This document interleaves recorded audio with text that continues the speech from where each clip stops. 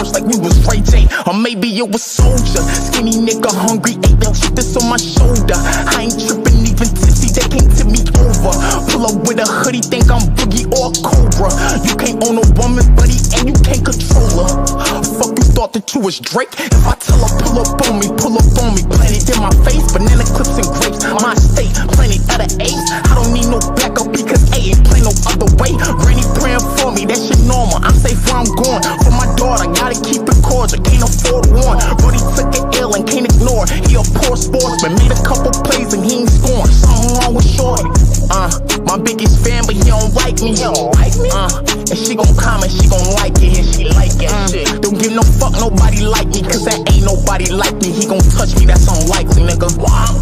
My biggest fan, but he don't like me. And she gon' comment, she gon' like it, and she like that shit. Don't give no fuck, nobody like me, cause that ain't nobody like me. He gon' touch me, that's unlikely, nigga. If a nigga do not like me, I don't know, cause they ain't told me. I ain't got no time to kick it, but this G19 my goalie. I might send him on a trip, but I ain't never tripping on it. I might send him to LA, he meeting Nate, don't might meet Kobe. Rather send him on his way, but I hear whispers from the old me. Why you show your gun on FaceTime, man, that shit was an emoji. Stop acting loud online, bro, you acting like the police. Calm down, baby boy, cause you not fucking with me, Jody. You not fucking with me, Jody. Get the ring and shit off, we playing ring around the rosies. Make a couple bands a week, this white woman alimony. I'm from K1, not KC, but tell me how do you want it, nigga? Felix with this helm for my daughter, I'm like break it off. Bitch, this my house, I'm like Trump, we not stepping down. Always lace the boots, stomp the yard, we ain't stepping out. Mama brought a couple niggas round, they don't round. My biggest fan, but he don't like me. And she gon' comment, she gon' like it, and she like it. Don't give no fuck, nobody like me, cause that ain't nobody like me. He gon' touch me, that's unlikely, nigga. My biggest fan, but he don't like me.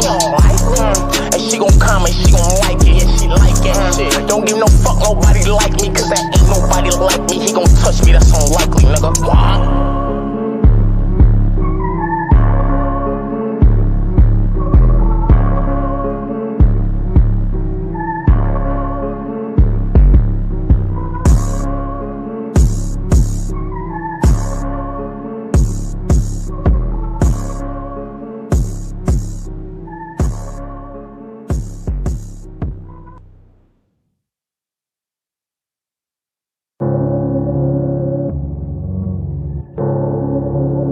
Slugger 2 times. I just be stepping for real. Fuck if a nigga don't like me or not. I don't like you niggas and my brother feel the same way. Don't ask me how he doing, just put money on this J-Pay. Damn, I need some healing, word of Ray K. They ain't shooting back, we hit him first like we was Ray J. Or maybe it was Soldier. Skinny nigga hungry, ate the shit that's on my shoulder. I ain't tripping, even tipsy, they can't tip me over. Pull up with a hoodie, think I'm Boogie or Cobra. You can't own a woman, buddy, and you can't control her. Fuck, you thought that you was Drake? If I tell her pull up on me, plenty in my face, banana clips and grapes. My state, plenty of the A's. I don't need no backup because A ain't play no other way. Granny praying for me, that shit normal. I'm safe where I'm going. For my daughter, gotta keep it cordial, can't afford one. But he took it ill and can't ignore. He a poor sportsman, made a couple plays and he ain't scoring. Something wrong with Shorty. My biggest fan, but he don't like me. And she gon' comment, she gon' like it, and she like that shit. Don't give no fuck, nobody like me, cause that ain't nobody like me. He gon' touch me, that's unlikely, nigga.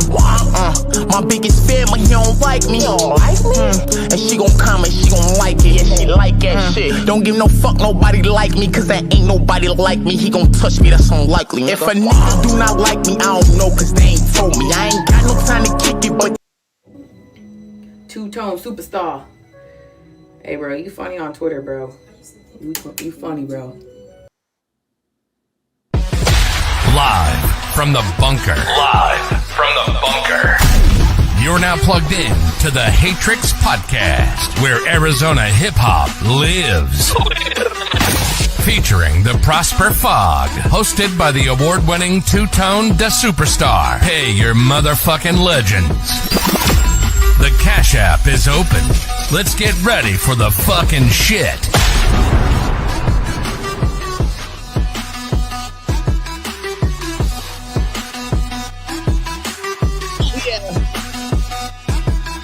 Yeah, man. The Hatrix. Yeah. Musty energy. And what is up, Chad? What?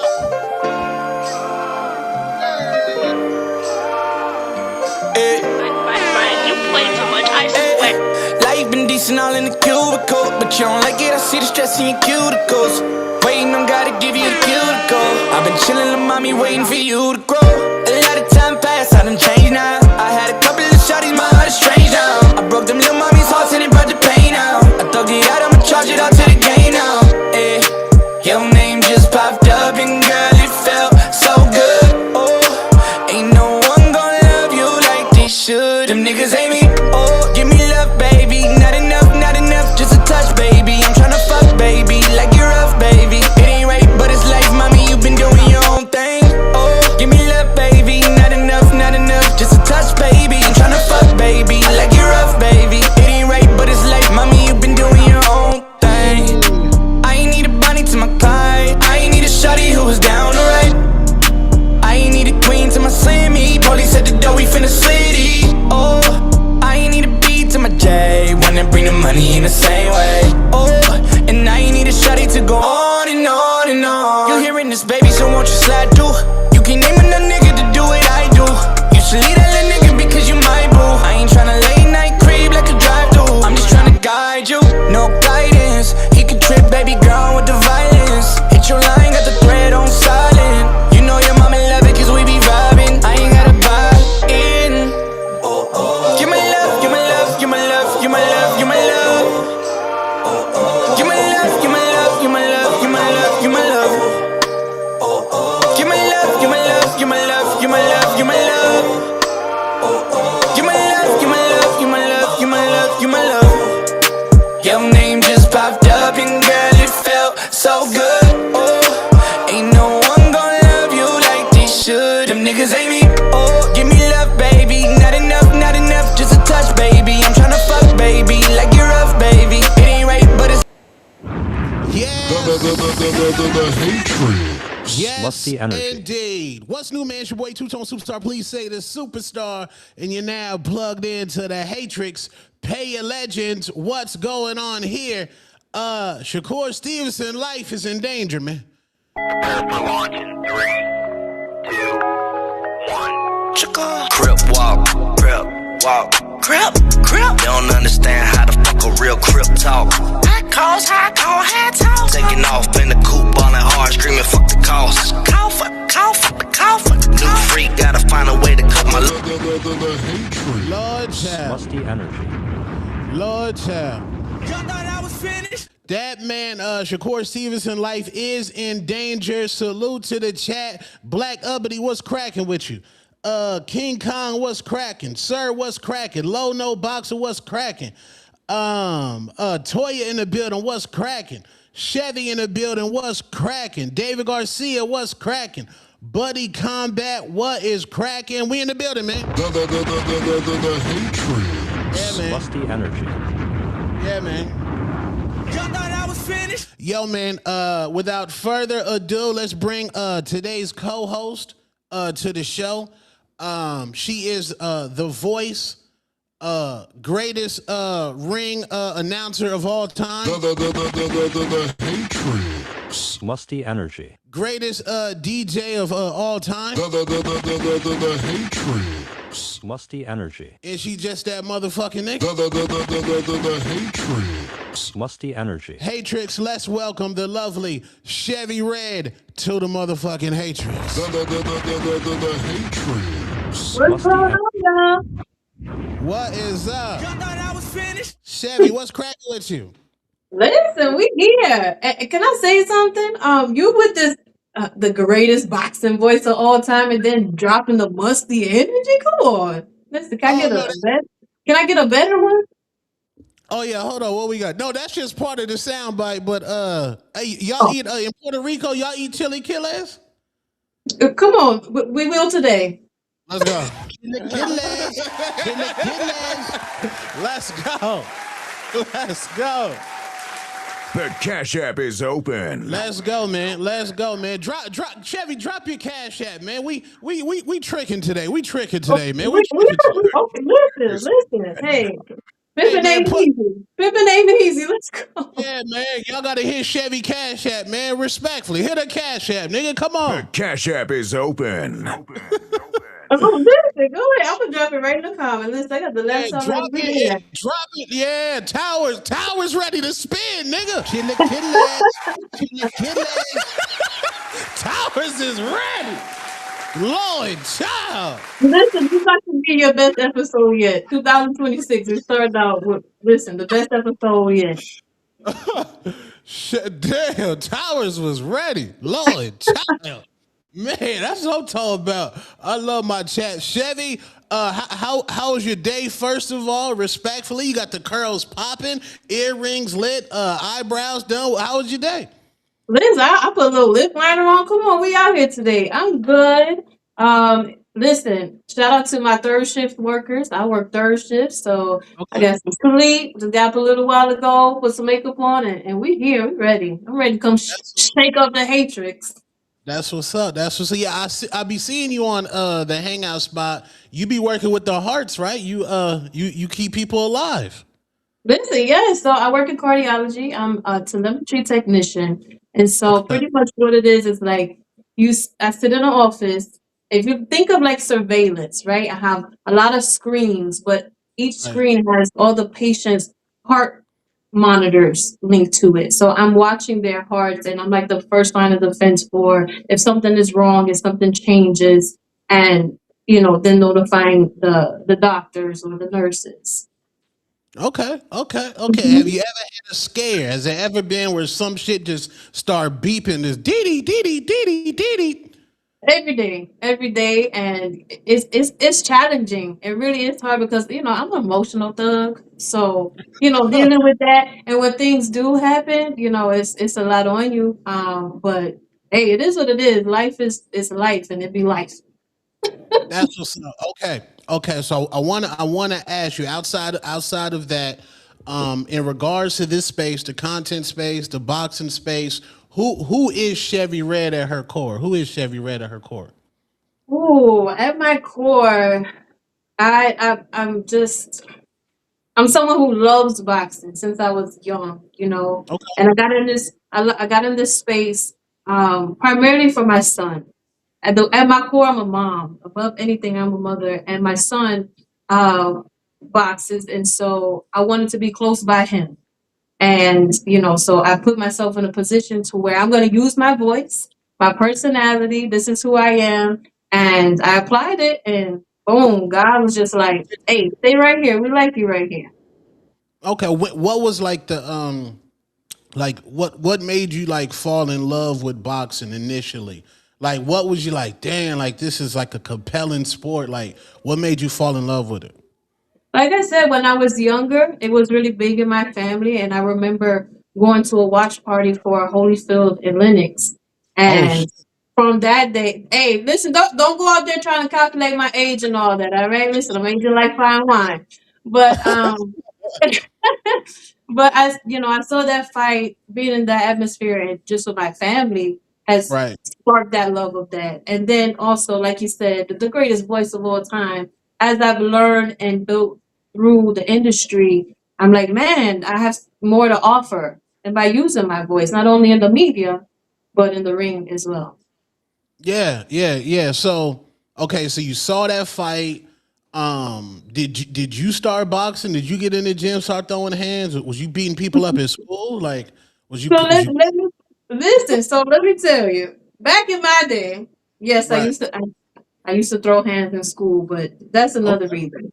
But at Okay. one point, I did go into the gym, and I did start taking a boxing class. And I grew up in Cleveland. I'm from born and raised in Cleveland, inner city kid. It's rough out here. So boxing programs are here for the kids, keep us out of trouble, keep us locked in.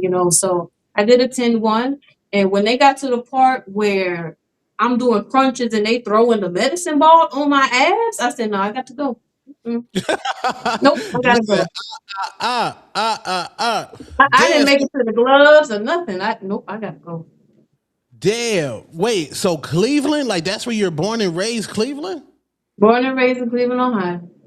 Dang, what was that like? What was like growing up out there? You said it was rough. Like, what was it like growing up out there? Yeah, so I mean, just Cleveland in general is rough, but grew up with a single mom until I was about 10, 12 years old. My dad, shout out to my pops, man. When I tell you the story of just somebody who was fighting for their family, he was addicted to drugs and he got himself together, cold Mm, turkey. He's like, I want to be with my kid, and right. so that was that time period of my life was rough. Me and my mama boost the ground, out here, struggling, but it's made me, it's shaped me to who I am, my character, my love and genuineness for people, and how I care. So yeah. So, so you are a part of the Midwest Mafia with Treese's gang. That's Listen, Treese's gang. Midwest Mafia, Ohio runs boxing. Listen, y'all already know. Damn. Cleveland, So, Cleveland, the home of many champions and just Ohio in general. It's just great in sport of boxing. so you're a LeBron James fan. You're LeBron. Listen, You're like, the you're like, GOAT. Argue with your mama, not me. Okay, the GOAT. that's nasty. That's nasty. What about Cleveland? You a Cleveland Brown fan? You like Of football? course. Of course. It don't matter that we are the absolute worst. But when you in your city, the way we rep our sports teams, all of it doesn't matter. Like we 10 toes down for our sports team, for the Browns. They break our heart, and every year we talking about it'll be better next year. We're gonna make it to the Super Bowl next year. I mean, hey, one day it gotta happen. But yes, definitely rocking with the Browns. Facts, facts. So you said your son started boxing. Who put your son up on boxing? Actually, he just came one day and said that he wanted to fight, and when I tell you, I was so against it. I said, no, no, no, no, absolutely not. I mean, I fought tooth and nail because just knowing the different aspects of boxing, what it takes to become a boxer, a champion, the business side, of just all of it. It's like, no, no, no, no, I don't want that for my babies. I don't want my baby out here slurring words by the time he's 20, and so Right. but as a mother, as a parent, you have to be supportive of your kids and to support what they want to do. So ultimately, decided to support that. He got one of the best trainers out here. Shout out again to Ohio, Prentice Okay. Brewer. Okay. And, you know, hey, we'll see what happens. That's what's up. And yeah, I be seeing you on Instagram. Your other kids play basketball, right? They be hoopy. Like you a supportive mom. You very supportive. You like my friend DJ. How's it like seeing your kids grow in the sports field and like you supporting their dreams and stuff like that? Listen, so my son plays ball. Both my girls play ball. But I will say this, and I think that it needs to be talked about more. Parenting is ghetto. Okay, it is the most ghetto thing in the world. But I love it. Seeing them grow, supporting them, it's everything because we as parents are building the future. Our kids go out here, they're a representation of us. And I mean, it's everything to see them and to see them succeed. One of my daughters just won the championship, and Fine. yeah, and that daughter actually is a very shy, introverted person, and she came up out her shell this year, baby. And listen, she was the jump ball queen. She was Mm. snatching from everybody. You hear me? So Love. again, being a parent is the most amazing thing. Yeah, there's no manual to it, like at all. Respectfully, no manual. Let me get to these sneaky super chats. Lono Box with the $5 said the chat ready to go knee to knee, belly to belly, nose to nose, thigh to thigh. Lord child today. Salute Chevy Red in the building. That's what's up. Appreciate you, Lo. We got S Walker with the $5. Salute to the chat. And speaking of heart, Shakur's heart need to be checked. Lord child. Salute Polo Buck with the 2-piece. When Chevy Red going to announce Border Wars? Okay, speaking of that, when did you get into ring announcing? Because people would say, like, yeah, you should announce the fights, but I'd be like, no, I'm not on no level of no Jimmy Lennon, no Michael Buffer, and I think you got to go to a different place because, like, I know you pretty. Did you used to watch HBO boxing back in the day? Definitely. Yeah, so the ring announcer is so much a part of your Saturday night culture. Like if we have a trash announcer, it might just mess up the entire like evening. What made you get into ring announcing, and when did you figure out you had the voice? So let me first by saying this. I'm Chevy Red and I'm known as a DJ. Let's go. So yeah, listen, and listen, before people be like, oh, women DJ, listen, battling men, whooping their asses and all of that, okay? Listen, a DJ Okay. for the culture. Wait, you scratching? All of scratching, blend. I'm a blend queen. Okay, I'm a blend DJ. All of it. I learned the real culture and art of DJing from the grandmasters, from the old school New York on the block. Learn DJing. Dang. Yeah. So my voice comes from that. Being an MC, hyping up the crowd, just like the DJ in a party. Wait. So you spinning the music and hosting at the same time? Listen, come on. We triple threats over here. You heard Catch your Toe? Oh, come on. Yeah. Okay, you got to break it down. How did you get into DJing? Who brought your first set of turntables? Like, break that down. Okay, so I just always love music. Shout out to my mom and for my versatility and knowledge in music. That woman can go on the spectrum from any genre, any era, and that's what I do. I just love music. And so one day I was just at the club and my friend who was a DJ was breaking down, and I was just looking and seeing and observing. I was like, I can do this. And he turned around and he was like, what? Because at this time, there's no women in DJing in Cleveland. Like there's maybe like one or two who getting their foot in it. But I was like, yeah. Within 2 weeks, I had a table, I had my laptop, I had music. And Dang. when I tell you I grinded, I stood in the basement 8 hours a day. Like it was my job, you Mm, know.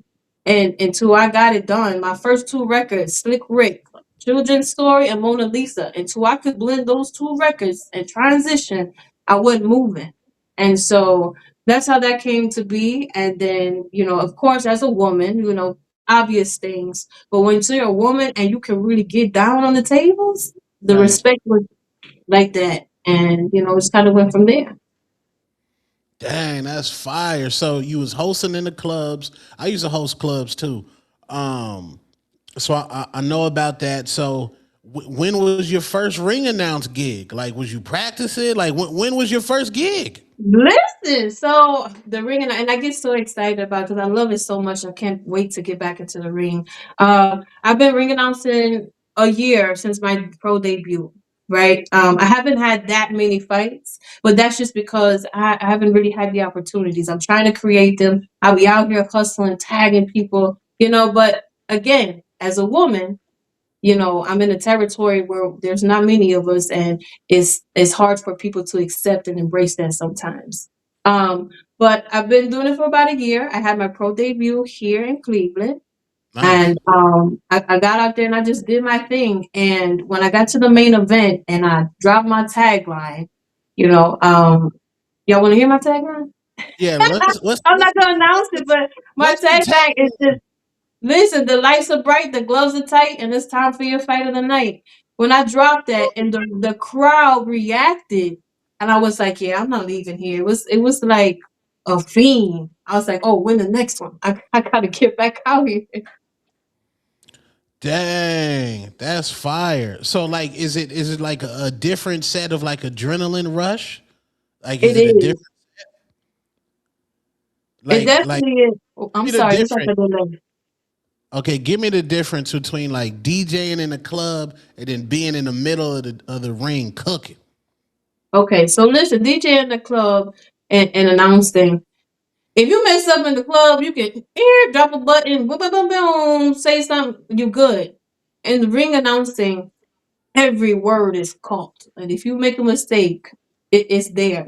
So it's not only just the adrenaline rush. Like when I go in the clubs or I'm DJing somewhere, I'm only excited. I'm not nervous. I'm ready to rock out, Right, ready to dance. When I get right. into the ring, listen, shaking in my boots. Okay, before I get the first words out, and when I can get through that first introduction of the commissions, well, we all to the races. But it is That definitely different. that's what's your dream match to announce? Give me your dream match. Ooh, my dream match. So I have a big space in my heart for Tiara Brown. And I talk with her all the time, always tagging her and stuff. Like, I would love to announce her in a championship fight. Okay, okay. What about O'Shea Jones? She from out there too, huh? Right?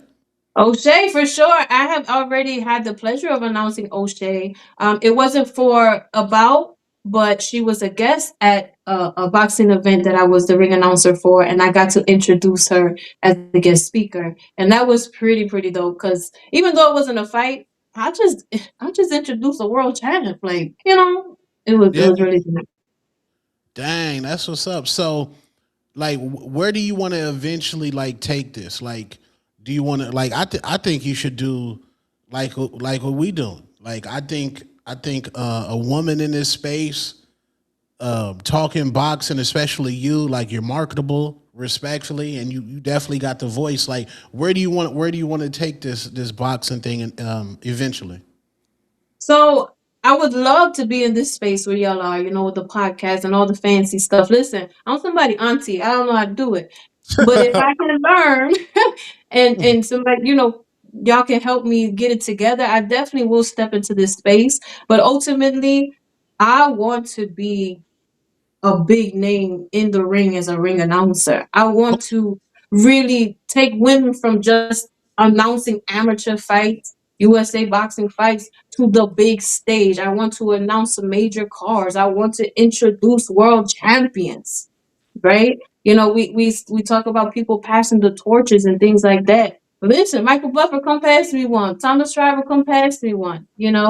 I want that. I That's what's want that. And side note, let me just say this.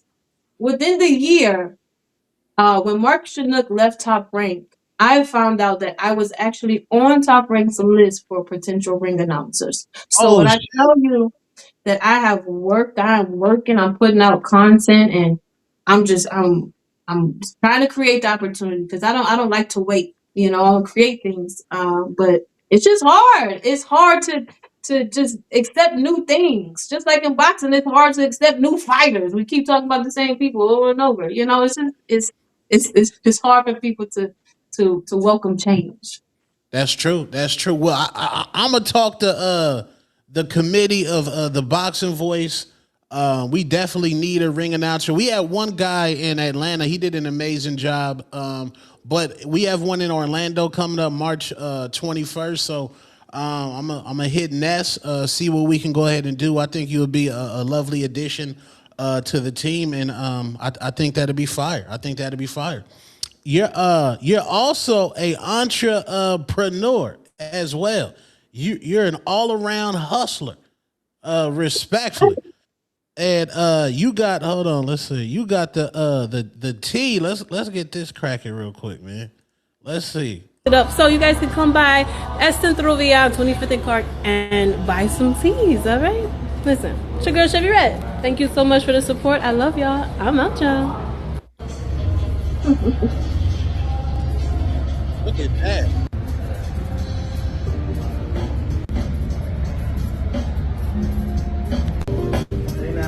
Okay, so let's give me what's the info on the tea? What's the info on the tea?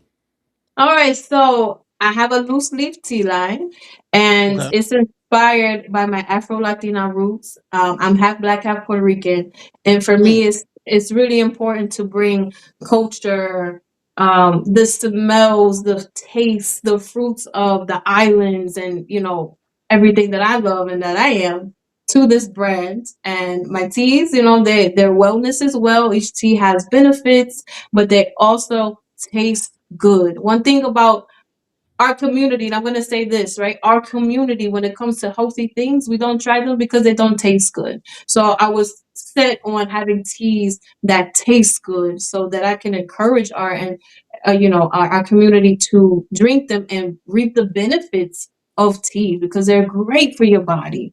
And so yeah, What that's the inspiration behind it. what should we substitute tea with, or should we just add the tea? Like, what's the benefits? So I think the number one thing, right, is the caffeine and coffee. Mm. Coffee with all the sugars and with all the additives and things like that. Black tea has the same amount of caffeine, but it's healthy.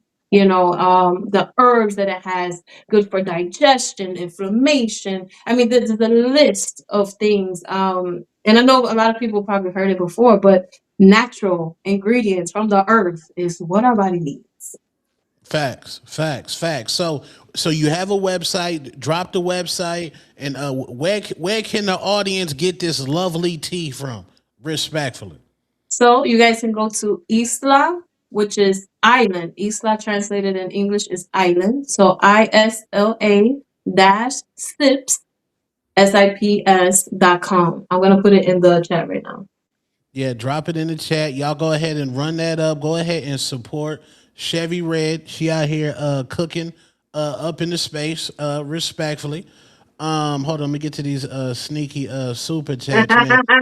The chat Listen, wildin', the chat wildin'. They said Zuffa boxer next, please, and copyright that phrase. Would you work with Zuffa? listen, I'm working for whoever called me. If you guys follow me on social media, I'm gonna say this. I'm gonna keep it real short. But if you guys follow me on social media, recently I have been shouting out and tagging most valuable promotions to work with them because again, I'm a girl's girl and I would love to be in that space to announce women's boxing.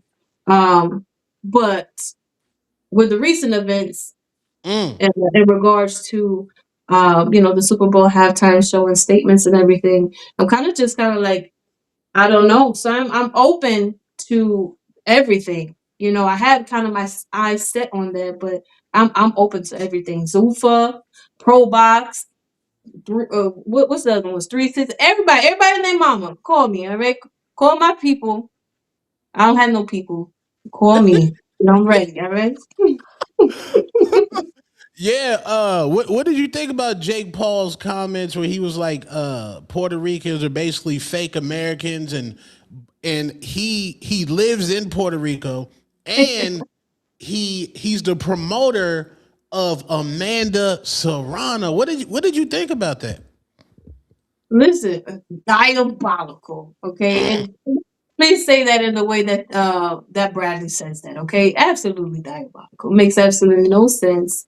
But you know what? Ignorance is ignorance, and we can't argue with it. Let them be. We out here living in our joy, our pride, and that's all that matters. I actually did feel bad for his wife who just won Olympic gold, and she is overshadowed by his shenanigans. That's Right, terrible. crazy.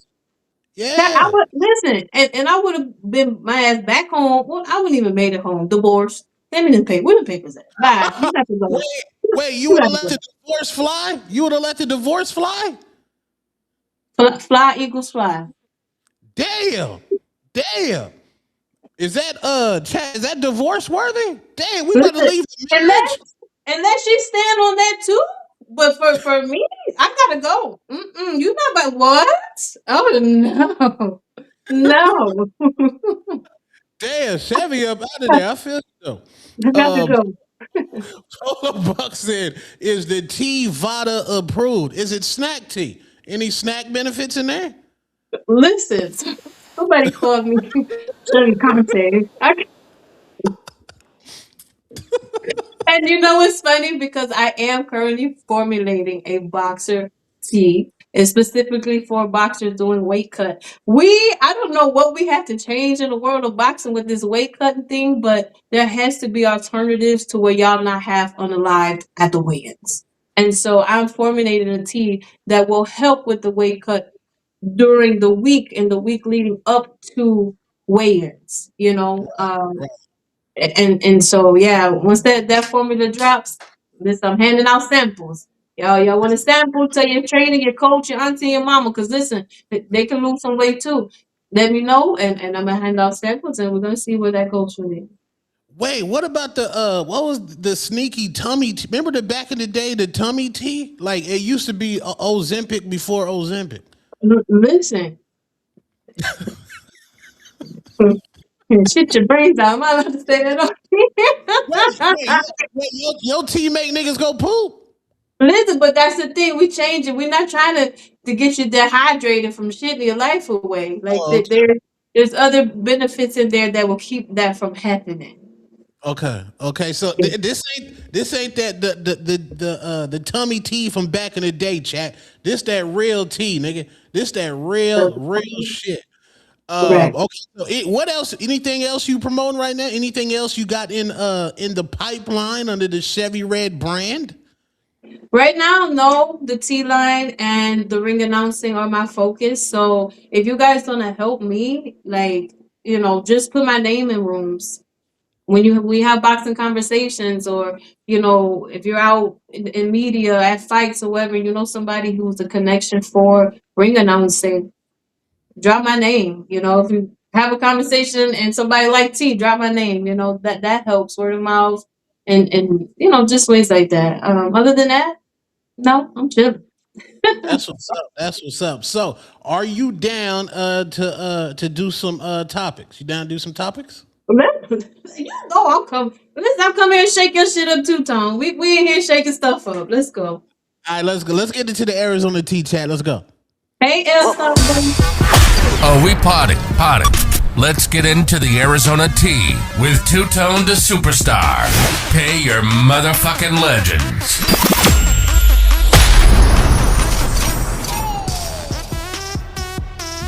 Oh.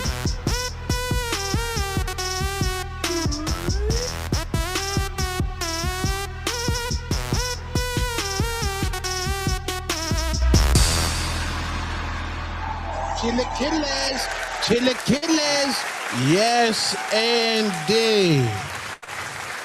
Yes. A 2-pack of ass. That shit stinks. Let's get into the Arizona tea. Okay, so first topic today, Xander Zayas. Wait, you on record. There's video of you out there. Miss Chevy Red. You said rock star Shakur Stevenson is the next face of Puerto Rican boxing.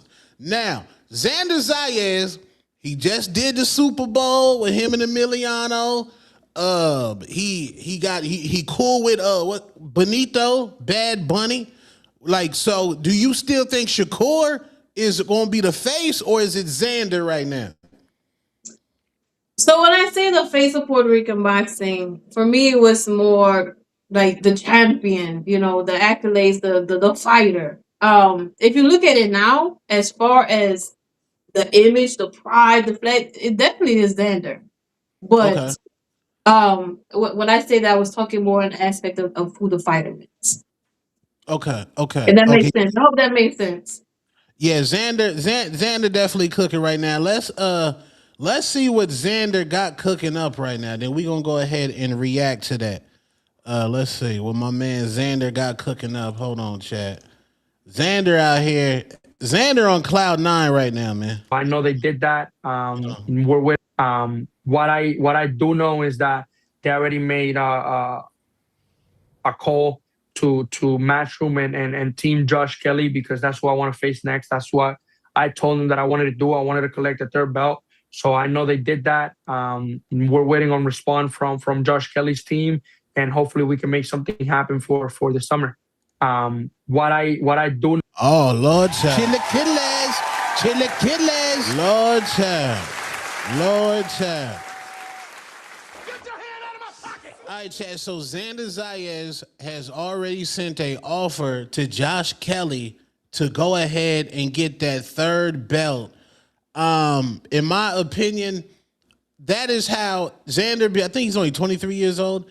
That is how you're supposed to move in the sport of boxing.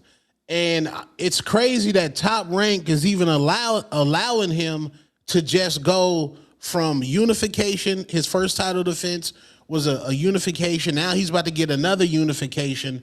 I think Xander's moving like a dog to me. What's your thoughts on that, Chevy? Definitely. You know, like you said, that's what you're supposed to do. We had a big conversation last night. I don't know if you caught it on Claymore's show, but we had a big conversation about Xander last night, and they got on me because, What? huh? Why? What happened?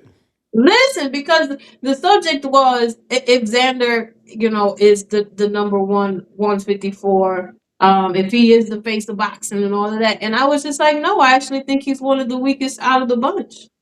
And Who? they didn't like that. But listen, Wait, who do I'm we? pride. Hold on. I'm Okay. prideful. Boricua, Puerto Rico, listen, representing. But if you take a step back and look, if you really take a step back and analyze the resume, if you take a step back and really look at the Barral fight, if you take a step back and actually put on your boxing mind, my statement is not it's not too far fetched, you know. The unification of that, go ahead and do that. But then also look who has the belts now. You know, look who has the belts and tell me that if he could really step in the 154. Okay, so you said Xander might be the weakest link in 154. One of them. Okay, so who do you think packs Xander up? Who packs him up at 154 right now? Anybody in the top five. I mean, I get it, and I don't mean to sound like crazy or insensitive or anything like that. And like I said, I come shake the rooms up because I don't follow the trends. You know, you got to really take a step back and look at things. Facts. In a couple of years, there will be that guy. He's not there yet. If we're talking present time and we're talking now, he is not there right now. The defense, the Damn, he not there? I don't think he's there. Damn. Okay, so what do you think about Bill Haney, who was on the Boxing Voice? Bill Haney said Xander is food. He's a great fighter, but he is food to us. Is Xander Zayas food to Dev Dollars, Devin the Dream, Debo Haney? Is he food? Listen, Xander is arroz con habichuela and chicharrones to Devin Haney, meaning he is the whole Puerto Rican full course meal to Devin Haney. Respectfully. One thing with Xander Zayas, and you know, some people made good points yesterday, like I said, with that fight against Barral. He don't have a defense for the jab. Devin Haney is the jab. And Fact. that alone that alone is the arroz con habichuela. That alone. What's Like I said, he's still developing. I mean, I get it. He's a world champion and everything. He's only 23 years old. He's still developing. Doesn't have knockout power. I mean, it's been proven by Shakur. You don't need knockout power to be one of the greats. But in that division, you do. In that division, you gotta step in the 154 division. Yeah, you do. You gotta be a big stepper. Okay, let me get these super chats. Jake has personal beef with Bunny.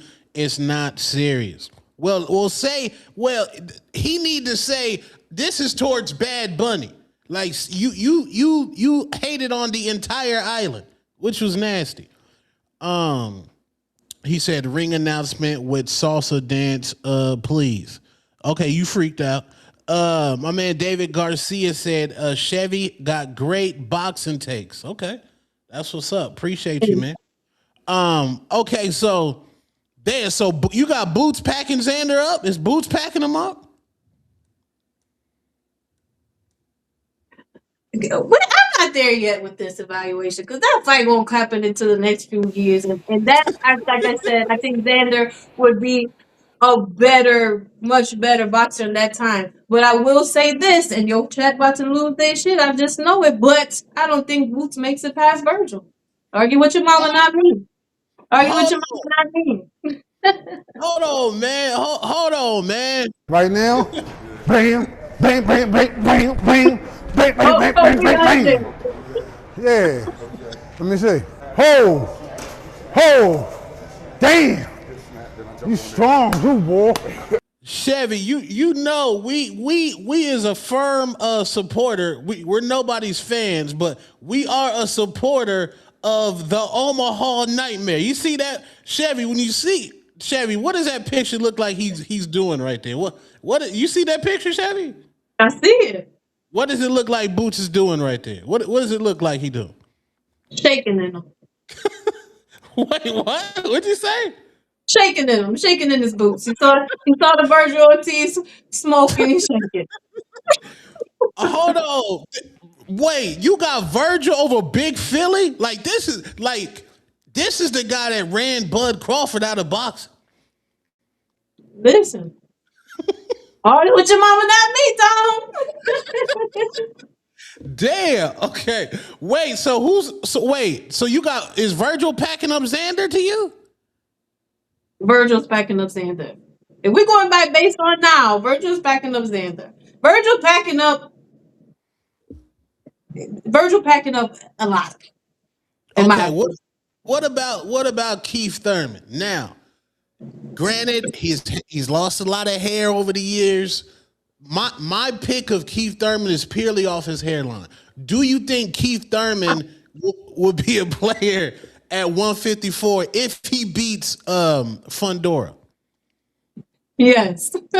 And I think that I listen, I'm not a fan either. I'm a supporter, right? I don't like to fan nothing. Supporter of Pandora. I think Gabby is one of the pound for pound greats, and you can tell that she's been in there working with her brother. He has developed, and I mean he's a great fighter as well. But I think Keith Thurman gonna get in there and shock the world.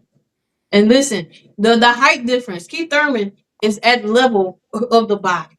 I feel like he's gonna go in there, attack the body, and I think it's a reference. Pandora's fragile. Okay, he's fragile in the body. You go attack the body. Get him in there. Is that Puerto Rican? Fragile? Fragile. He's fragile. I'm weak. And listen, Thurman the dog. You didn't have some share of battles or whatnot, but yeah, I think this is gonna be a little bit different than probably what most think. Okay. She likes Virgil Ortiz, chat. Hold on, my dog Flex and Steppin'. We big Philly, man. Flex said I want her back on the show after Boots beat Virgil ass. Damn, they want you to pull back up. Listen, I'm pulling up regardless of what happens. And then when Virgil beats Boots, I'm gonna stay humble. I'm gonna sip my tea.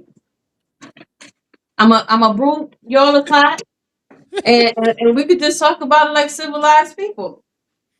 Damn, man, that's crazy.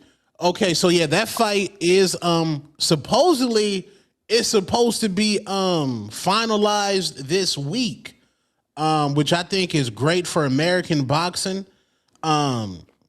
What do you think about that fight being? Because in my opinion, let me use the proper wording because I think I haven't been using the proper wording these last couple of days.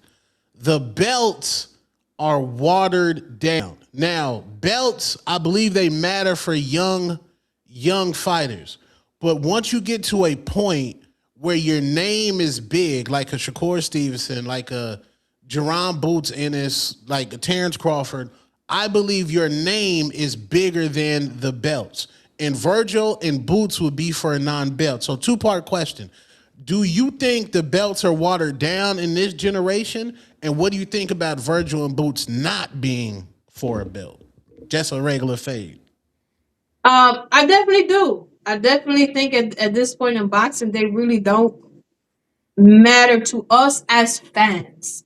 The outside looking in. For the fighters, they still matter. This is what you get into boxing for, to become a world champion. So, of course, it matters. But for us, it don't matter. The example yesterday was giving, if we see Spence and who was it? Spence and Charlo or somebody that another fight that wouldn't be for a belt but would sell and do crazy numbers, So essentially, it doesn't matter for us. We just want to see great boxing. We want to see these big matchups, whether there's a belt on the line or not. But from the perspective of a fighter, it definitely does. Okay, that makes sense. So, Do you think the success of a Boots Virgil card depends if a belt is on the line or not? Definitely not. Definitely. Facts. That's what I be saying. Chevy, they think I'm talking like just a different type of language, and I'll be like, the general consumer don't give a fuck about no belts, man. They don't. Mm-mm.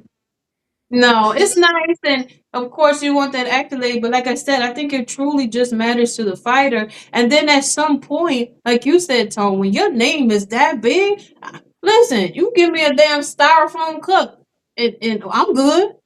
I done Right. built my name. I done stood on that, and we here. So yeah, no, it don't matter. And that Virgil boots work. Listen, WBC create a belt for that. Right. You know they will. You know they will. Did you watch the Mauricio Suleiman Chris Mannix interview? Listen, I have not. If somebody can send me the link to the whole thing, but I would say two things about what I have seen, the clips that I have seen. All right, Okay. Chris Maddox, he be making me mad wearing that same blue suit every fight, but that man still stood 10 toes down and asked all the right questions or asked everything in these clips that I've seen that we need the answers to. And then I'll also say, shout out to WBC. I had a great time when I went to their conventions and everything like that. And, Wait, there is what good. convention? What convention? So I went to the WBC Women's Convention and actually met Suleiman. I met everybody. Introduced myself as a ring announcer. I was the only one there who was a ring announcer. And so they do a lot of great things. They honestly do. But in this particular moment, listen, the way that Mauricio had no response, no valid responses, no answers. I mean, she just salsa dancing around the subjects and fillers from what I've seen so far. And it's like, shout out to Max for that because I mean, good job. Yeah. So, what's your thoughts on? Well, let me ask you this before I want to learn about this convention. What do you think about rock star Shakur Stevenson getting stripped for his belt? Do you think him being stripped for that belt does that take away from his greatness? No, absolutely not. And that just goes back to the whole belt conversation. No, listen, he's still Shakur at the end of the day. He's still shout out to Trice about to put to trees to little trees, Trice. Man, y'all be confusing me with that. But Right. he about to still put hands and hooves on people, regardless if he has the belt, you take his belt. You know, listen, it doesn't take away anything from him or anybody else, but nobody else. At a certain point, I guess frustration builds with these sanctioning bodies and the way that they move on the business side of boxing. And it is what it is. I mean, what can we do? Hey, you want to be here? You want to be in this space? This is what it entails. Facts. Like when they said $120,000 for Shakur Stevenson to keep his belt, and that would allow him to fight Tio at 140 at a different sanctioning body. I felt that was like disgusting. You know what I'm saying? And then Mauricio said it's not about the money. Well, if it's not about the money, just take $50. Like, what do you think about sanctioning fees? Like, what's your I need to sit and really understand the sanctioning fees. The only thing I know with the WBC for what I know, because like I said, I like to sit and research. But from what I know and what Mauricio has said is that those fees go to these different programs, right? These programs to help boxers and whatnot and things like that. But I mean, maybe the percentage is a lot. A good point was brought up yesterday that when you're on this journey to becoming great, you'll pay them fees, no problem, because you want that opportunity. You want to be in this space. But once right? you get big, now it's like, all right, I got here, I've succeeded. Now you're just trying to take it away. I mean, I guess when you contrast the numbers, I make $20 million, I gotta pay 100,000. It doesn't seem like a big deal, but it is because again, just how things are run, and especially if you have a sanctioning body who's charging way more than the other three sanctioning bodies. You know, just kind of seemed like a little bit of unfairness. Again, I need to do more research on the sanction fees. Right. But just like anything, I mean, nothing in this world is free. You gotta pay for everything, so it is what it is. Yeah, it's nasty. Respectfully, let's look at my dog Scooter Davis. He had an interview. I believe it was on I forgot who podcast this is. Okay, Tequila Talk podcast. Let's see what my dog Scooter Davis had to say. Hold on. It's like, oh, this motherfucker tank. That motherfucker hit hard. That I ain't never heard nobody, punch me and that shit started to hurt and burn at the same time. It's like, oh, this motherfucker punching, huh? Nah, but that's when I knew I was a dog though. Like everybody knew because once people get y'all see it. People get hit by Tank, they going out. They hit that knee. Like, yeah, right. When Tank hit me, boom. I'm like, damn. I threw my shit back. Boom, hit him back. He looked at me like, nigga. And then it was like he gave me that nod, like, okay. Now looking at that, like, yeah, I feel like that was my initiation because what I'm saying, the things that he done for me, he ain't done for nobody. He flew me out to Florida, took me out to his camp with him, me and my guys, put me on All Access. I was on TV for the first time. Again, sparring with him right here. I took him to my strength and conditioning trainer. He came down and now we together every day. I'm riding back and forth in his, his cars and, just seeing how he moving. He give me game about the business and just talking about this, what you don't need, what you do need. It came from a conversation of letting him know how hungry I was. You know what I'm saying? Okay, Scooter. Chilaquiles. Okay, Scooter. Chilaquiles. Okay, Scooter. Chilaquiles. So, are you up on Scooter Davis? Not really. Okay, well, he's a prospect. I believe he's at the DMV area. He's been on the Boxing Voice a couple times, but yeah, he used to spar Tank. And he said Tank hit him so hard it started burning and stinging at the same time.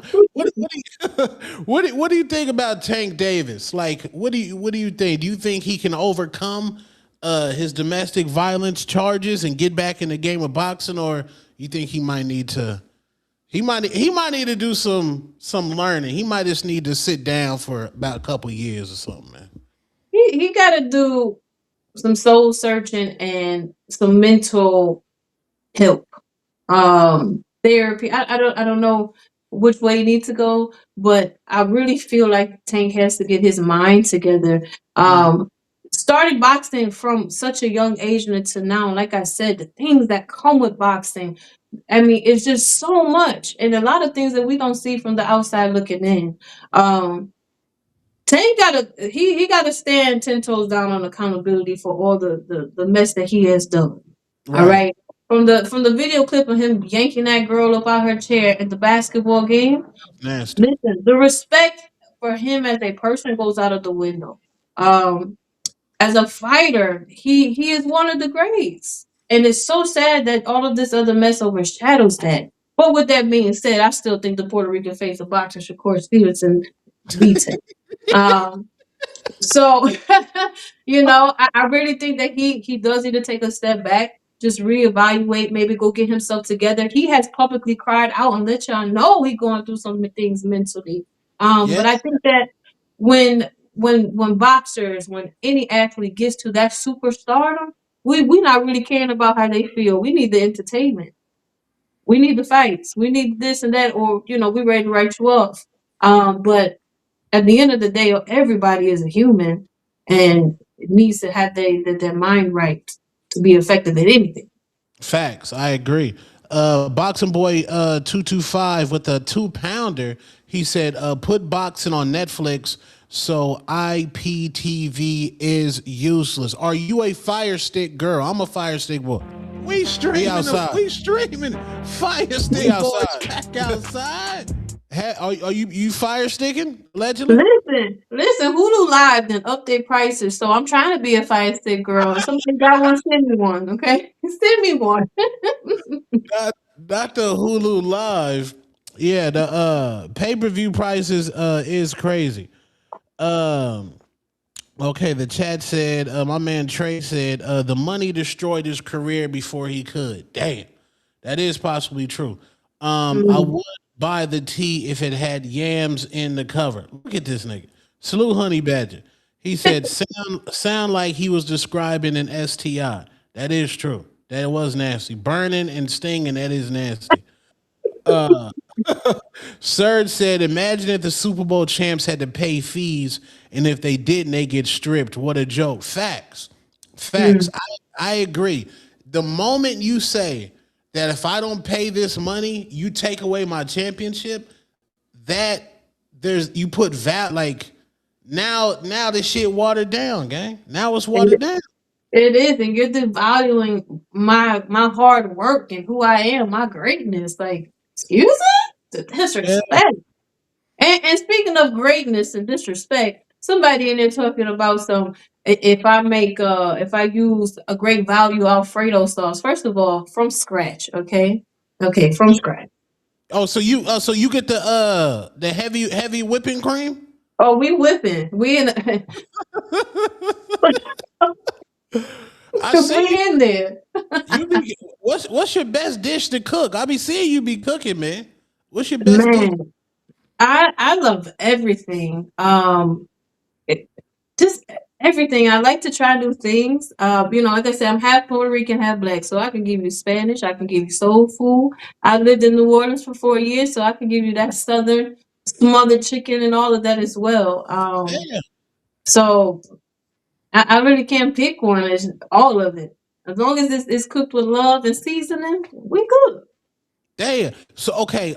On a first date, do you prefer a man to pay with a card, Apple Pay, or cash? I'm a cash nigga. Like, I don't got time.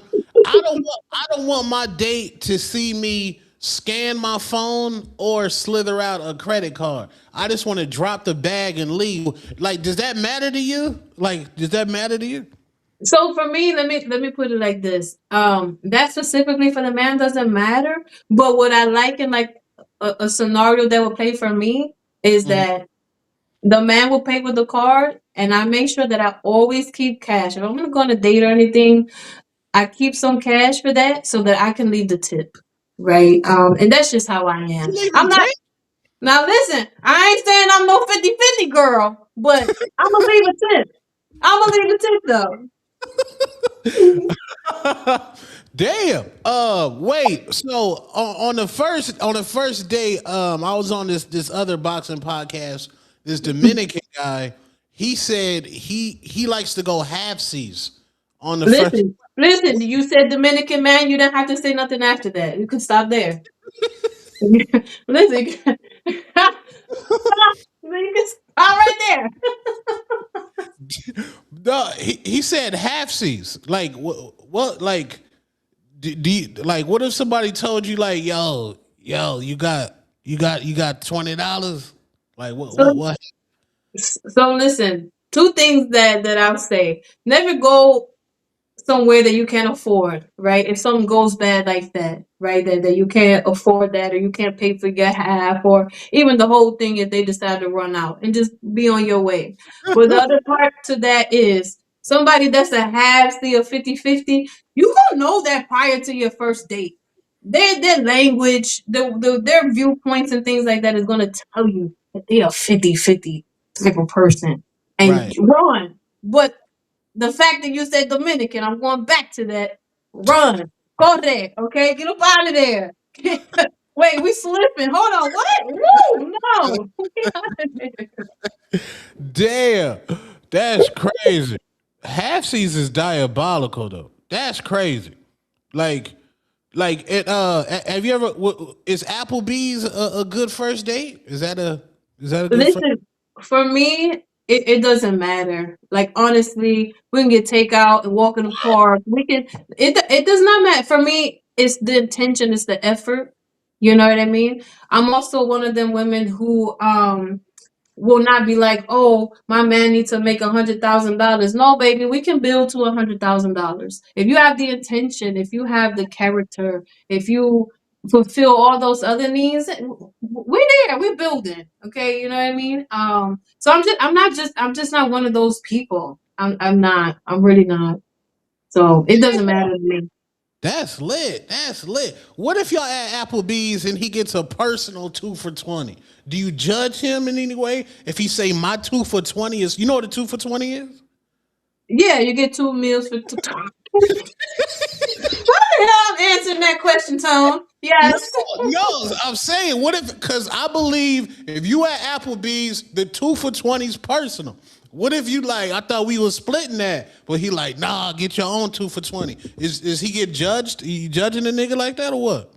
Well, okay, so just for clarification, he's eating the 2 meals himself?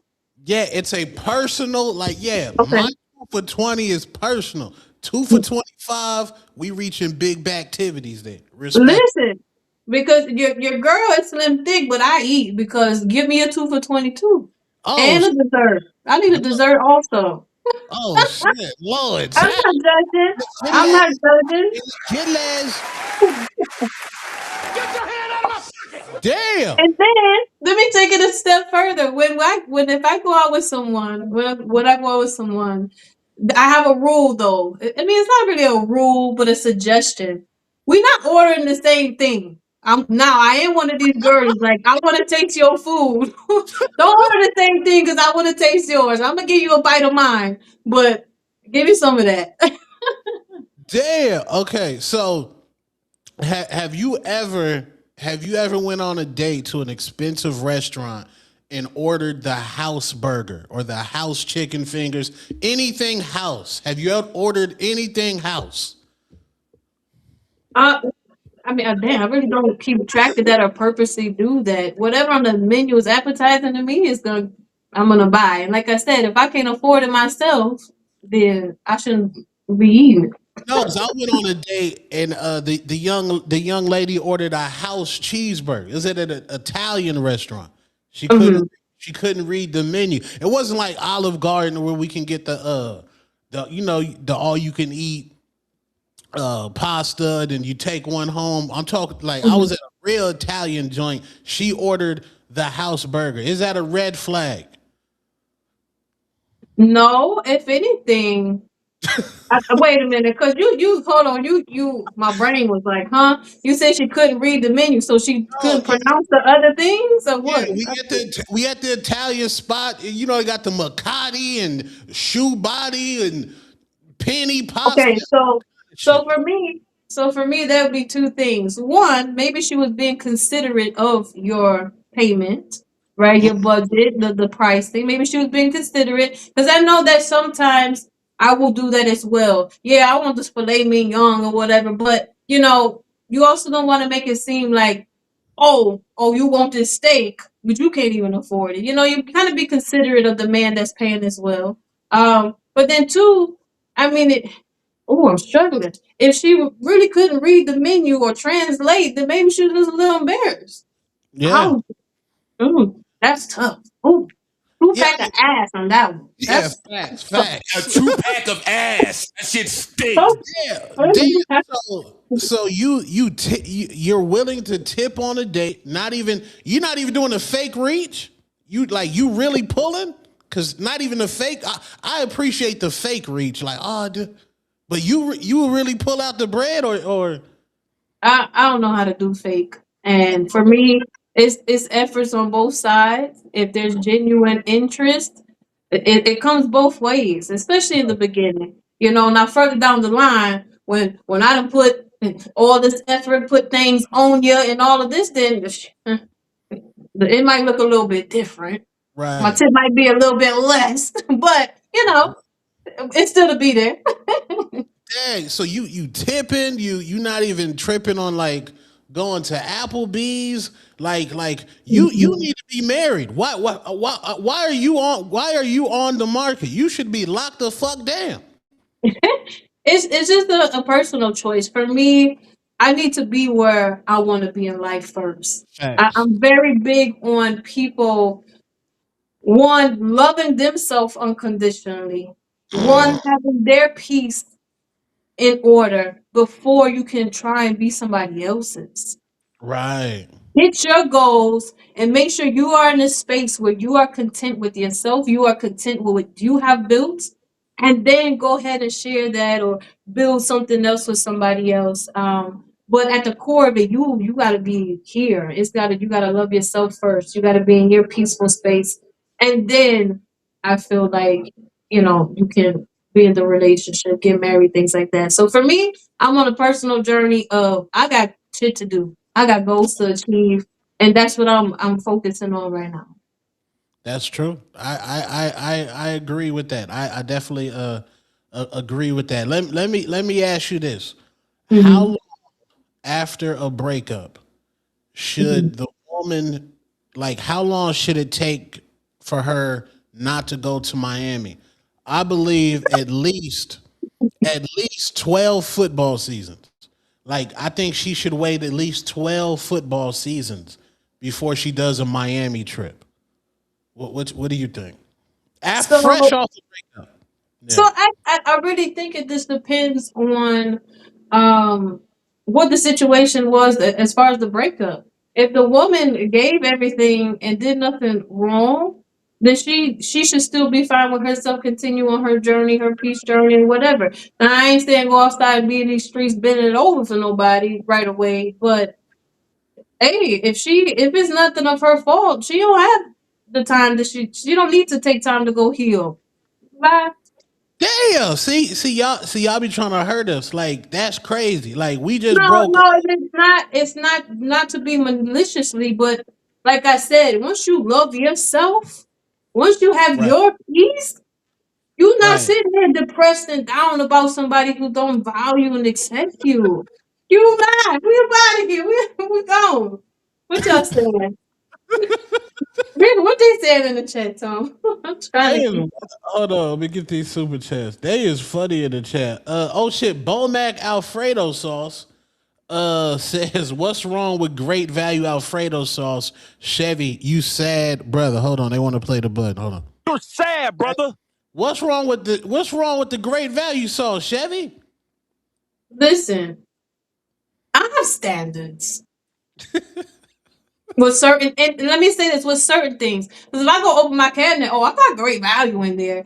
But when it comes to an Alfredo sauce, no, we cooking. We cooking for real. Okay. And whoever Bob, said that, I bet, and whoever said that, listen, if your girlfriend making you great value Alfredo sauce, just say that. It's okay. pack them up. Pack them up. Facts. Boxing Boy says it's 006 for me. Good night. Okay, salute to you. Good night over there in the UK. Bandalorian said Chevy Red looking lovely, respectfully. Okay. Okay. Salute Go buy some Bandalorian. tea. Thank you. Yeah, man. Yeah, man. Mandalorian's a good guy, man. He took his girl to the ringside at the Shakur fight.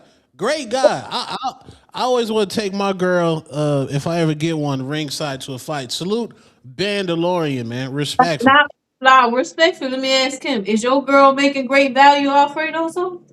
Right, right. Bandalorian is wifey making the Oh, great. wifey? Is she a wife? If she a wife, listen, hey, because if he done wifed her, she ain't making great value Alfredo sauce. I love Law, it. Lono Boxer said Chevy has restored the honor of Western women. Okay, okay. Listen, we're a Yes. different caliber in Cleveland, like it's. I don't know, and then also let me say that this may be because of my age, I guess. It comes with maturity as well, because this generation, they like, oh, I need $100,000. I need this. Listen, I get my own nails and hair done too. Like, I'm cool. Like I said, if I can't do it myself, I'm not about to just put it on you to do it, because guess what? When you ain't there, it still need to be done. So I don't know. I just think different. I'm an old soul, and yeah, it's different. Is that special for somebody to do that for you? Too. It's special when they do it without you having to ask. Mm. Or it doesn't even have to be specifically hair and nails. Hey, here go some cash app or whatever. Go, do what you gotta do today. Let me take a load off of you for the day or for the weekend or something. You know what I mean? When it's Right. something that is not asked for, is when it's special. Right. You want your like when you're around your significant other, do you want your brain to be turned off? Like you want to be able to be like free, right? You want to. Listen, guard down. I'm sitting there. We walking. I'm sitting there saying ABCs, looking around. Listen. Yes, yes. And if you are not in that space with your significant other, then you shouldn't be there. You shouldn't Facts. be there. And that goes for men and women. As the man, I know y'all the protectors, y'all the providers, y'all the this and that. But at the end of the day, y'all are still a human. And you Facts. should have that same feeling with your partner. If your partner is not your safe space, what you doing? Right. What you doing? That's true. You got to be able to kick your feet up respectfully. Polo Buck with the 2-piece said, "Ain't y'all married?" in the chat. Okay. Polo Buck playing defense. Salute Polo Buck, man. Respectfully. Okay, I want to get your opinion on what Showbiz the adult said. Hold on. He said the team you starred tone nasty work. See, stop hating, gang. No, this is Chevy Red, gang. This is the lovely Chevy Red, the voice, as we See, call it here at the Hatrix. people, first of all, shout out to my girl Star because she do her thing too. Fact. Yeah, I'm no version of nobody. I'm Chevy motherfucking Red, and that's that. Let's go. Let's go. I want to hear your opinion on what Showbiz the adult had to say Let's take a look about Devin Haney and Shakur Stevenson. Hold on, let's go chat. Let's go chat. Hold on. at this Haney versus. Let's take a look at this Haney versus Shakur sparring session. My initial thought is Shakur Stevenson is better longer. Devin Haney is very good. But even the Brian Norman fight, he stopped looking spectacular after a while. Prograis fight, dropped him, hurt him, and then, you know what I'm saying? Linares got caught. Shakur Stevenson seems to be better long, almost like he gets better. Almost like he gets better. That's the only thing. But if Shakur Stevenson don't give more angles, Devin Haney's straight punch is going to be a damn problem. Another thing, Devin Haney's defense was real nice right there. That offhand and where he was leaning, that's going to be rough. Let's take a look. Okay. You're sad, brother. Okay, so I think in that situation, he's saying that Dev Dollars, Devin the Dream, Debo Haney kind of, I guess he said fades. Like saying Devin Haney fading is crazy to me. But he's saying Shakur Stevenson can sustain fighting at a high level for all 12 rounds and Devin Haney fades. I mean, you do got a sample size. Regis Prograis, he didn't stop Regis. He did knock Regis down. And then against Brian Norman Jr., he did put Brian Norman Jr. down, but he did not finish him. I don't know. That's an interesting fight that I want to see. What do you think about that, Chevy? What do you think about that? So let me first say, okay, your sad brother drop was perfect for him because he went out bad, chasing behind Bud, talking about, oh, I lost 13,000 or whatever, and his last cry out for Bud because Bud was ignoring him was heartbreak. If y'all could pull that clip and just listen to the last Bud, play the saxophones, tone, the saxophones, the little violin. Yeah, go ahead. I thought I was the only one who thought, because I respect Showbiz. I'm like, damn, bro, like you can't chase Bud, man. That's look crazy, bro. Down bad. Down bad. The saxophone. You're sad, brother. They was playing. I gotta find that clip, but yeah, that was crazy. That was nasty at the highest level. Respectfully. Respect. Yeah. Yeah. Listen, I just can't listen. Lord, okay, Lord, child. So I will say with that video, at the end of the day, like What we saying? Are you picking one? You picking that? What we saying? It was a lot said there. And for me, at the end of the day, Shakur beats Devin. He outboxes Devin. I'm putting Shakur against anybody, and Shakur will outbox them. I do agree when he says that Shakur is getting better each fight, and I say that because there's pressure for these last couple, 2 fights. There has been pressure for him to show his different levels, and he has. He has succeeded in that, and nobody's beating Shakur. I just say that. I don't think Tank beats Shakur. I don't think Devin beats Shakur. Right. And yeah, but everything else. Listen, the saxophones was playing when I was listening to the clip. Hey. I don't see nobody. I can't see I just can't picture Shakur like getting beat up and like losing. Like I just can't picture it. Like I just can't picture it, man. Respectfully. And you know what? Can we talk about the man? Man, he looked like he could be Blue's nephew or something. The UFC fighter that was getting on there hollering at Shakur about not knocking Teofimo out. That is the main topic of the show, and that is musty energy of the day. Let's get into musty energy of the day.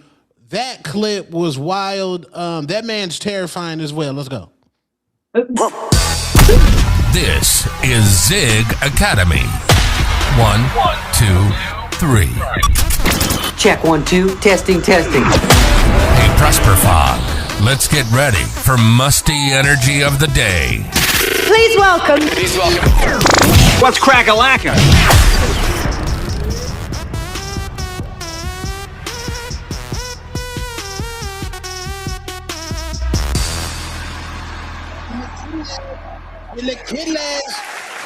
Yes, indeed. Yes, indeed. Yes, indeed. It's your boy Two-Tone Superstar. I got Chevy Red in the building. She is co-hosting today on the Hatrix. Make sure you follow her on all platforms. She's definitely about to start cooking in this space, and she already cooking. She got her own tea line. She's a ring announcer. She's doing her thing, and I say that respect. But Shakur Stevenson, his life's in danger, chat. His life's in danger. And I'm scared for Shakur, man, because this nigga is he talking about unaliving people, man. His name's Joaquin Buckley. Let's take a look at this clip. You beat him. But I just hate, and I'm gonna just say this right now. Y'all boxers are so disrespectful to us athletes, bro, in the UFC. Shakur, I'm on you. Even though you beat Timo, all the stuff that Timo was talking, all that trash that he was doing, he's saying nigga, he throwing bananas at you and all that type of stuff, right? Yeah, you beat him, but you should have knocked his ass out cold. But because you worried about your little record, because you don't want to get embarrassed, you want to blame it. Oh, well, it's the art of boxing. Or I just want to show my jab all night. You a hoe. You a hoe. You ain't want to go out there and put on your best performance. So with that being said, stop disrespecting us, bro. We are way more entertaining than y'all. It just is what it is. When we watch you guys fight, it's predictable on who's going to win. So there ain't no excitement in that. In the UFC, you don't know who going to get it. From the wrestling, from the submissions, from the from knees, from elbows, from kicks, spinning back kicks, spinning fists. And y'all try to say, no, y'all the real fighters. How? How y'all the real fighters? If we came outside, literally where I'm at right now, I could kill you. I'm not saying I want to kill you or want to take you off this earth, but realistically, I would kill you if we fought. Now I gotta see that part again. This nigga crazy. Spinning fists. And y'all try to say, no, y'all the real fighters. How? How y'all the real fighters? If we came outside, literally where I'm at right now, I could kill you. I'm not saying I want to kill you or want to take you off this earth, but realistically, I would kill you if we fought. Oh, Lord, child, Lord. The Hatrix. Lord. Y'all thought I was finished? Yeah, man. That was a Joaquin Buckley. He said, I'm not saying I want to kill you, Shakur, but nigga, I'll pack you up, nigga. I'll get you up out of here. Damn. What you think about that, Chevy? Listen, first of all, you get on camera talking shit. Brush your teeth. It look like his brush stink. The do rag look musty. Okay, Damn. come on. I mean, like seriously. Now, at the end of the day, okay, at the end of the day, if Shakur was to go meet him in the street, he gonna be on the floor. I mean, come on. Wait, who gonna The be number on one, the floor? Who? the UFC man Jay Quinn? Damn. on the floor.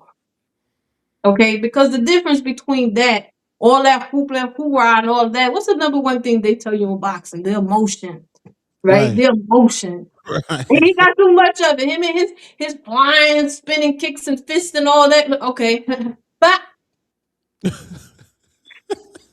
I mean, listen, get the CarMax, reevaluate it, and then come back later. Oh shit. The Hatrix. Musty energy. Damn, Jay Quinn. You gotta get the CarMax, nigga. Lord. Listen, I can't stand when people do things like that. Like, are you trying to step into the ring or not? Like, what? I cannot stand when people go out of their way to do videos like that. Like, okay, what we standing on? Let's test your theory. These flying fists while your ass is suspended in the air. I mean, Do you feel his plight though? His plight. He said boxers are very disrespectful to the MMA fighters. That's what he said. Do you feel his plight or no? I don't pay attention to the UFC, so I really don't know what the chatter between the two are. But everybody talk shit. Everybody gonna pop their shit, and especially at that caliber, like, you ain't beat me. I don't care what you do. Right, right. I don't care what you do. I don't care if you pouring great value Alfredo sauce out of there, and I'm coming with my homemade. Like, listen, you ain't beat me. I don't care. Cause Shakur said that because Shakur was on the Aiden Ross show, and Shakur said that boxers are more skilled than MMA fighters, and he just said it takes more skill to box. And what he's saying is that, like, look, when we fight, we got to worry about niggas kicking us. We got to worry about a nigga doing a 360 punch. They do a lot of nasty humping, though. I don't like that about the UFC. It gets musty out there. Humping is crazy. I don't like that. So you think Shakur could beat that man? Yes. And listen, while flying kicks and punches and all of that, listen, I respect to UFC because them some bad motherfuckers. Because I could never. And honestly, if you ask me, if you take a boxer and put them in there, they couldn't last the whole thing either, right? I mean, that is gruesome. Gruesome. That's a different level of insane. Okay. Right. But with that being said, again, while you fly high and kicking and suspended in the air, I'm gonna just take 2 seconds to calculate and then bop your ass. Like, I mean, come on. I mean, I get it. It's entertaining. It looks great. People love the blood and all of that. Yeah, rah, rah, rah. But at the end of the day, the skills, the level-headedness of a boxer in the moment, like if it's not a 3-round in the octagon thing, but come out here to the street real quick. Yes, Shakur. Yeah. If somehow, because Shakur is hard to like grab or hit, but if he grabs Shakur, I don't know what Shakur could do. If he grab him, like Shakur probably got to go grab the blick knife. He got to do something. You grab me, nigga. No, anybody got some tape, nigga. Listen, we're better than the Oklahoma Thunder. That like, come get me, help me. Okay, salute GC with the $20. $20. Do I get half of it? Let's go. That's a lot. Let's go. Drop the Cash App in there.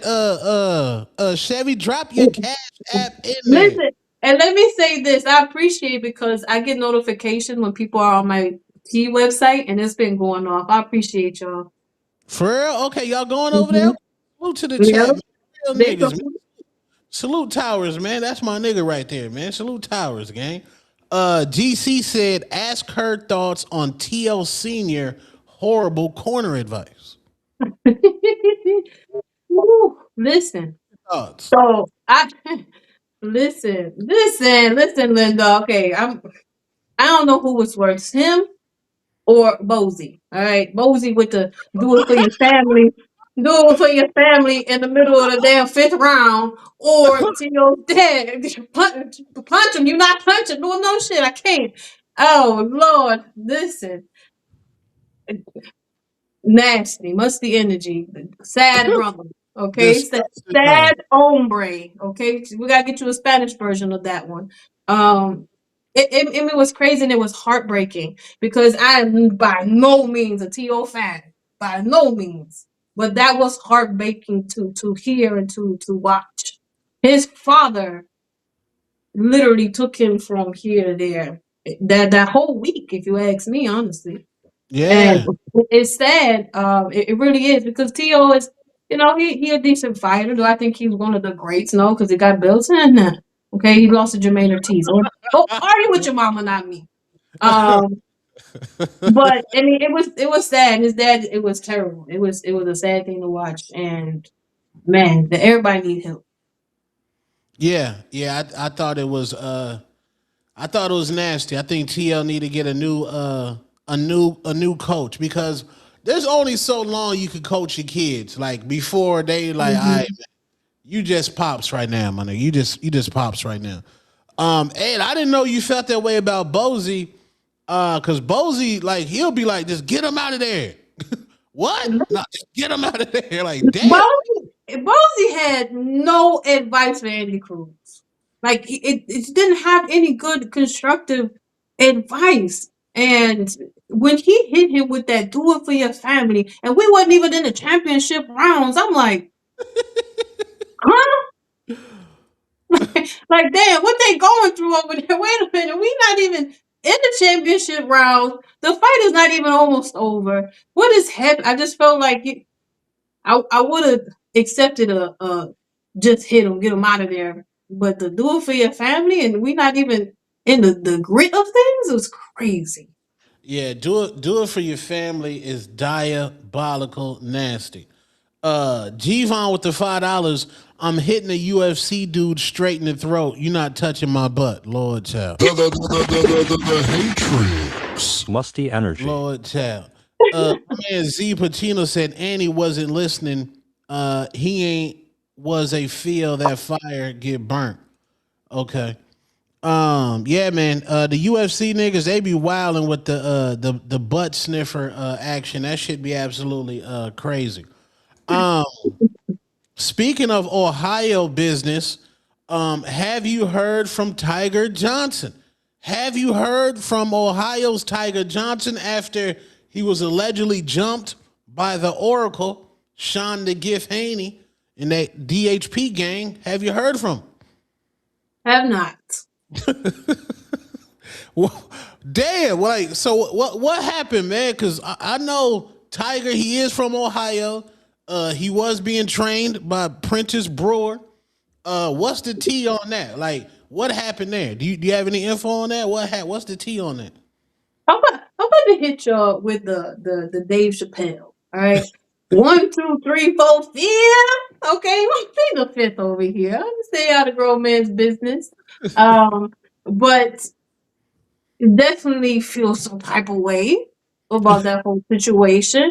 But I will say that that situation, meaning with Prentice and everything. But with the situation as far as Tiger and Devin and the crew weak. Tiger still stood in there 10 toes down, putting hands and hooves on people. Shout out to Chiefs. Right. And I mean, it is what it is.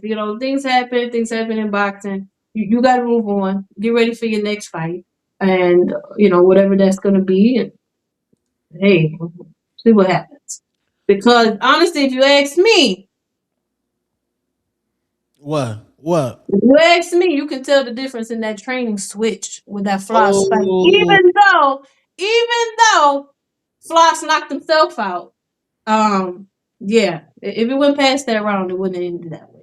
Tiger, I ain't gonna lie, man. I'm not gonna lie. Tiger Johnson, he was hearing them saxophones.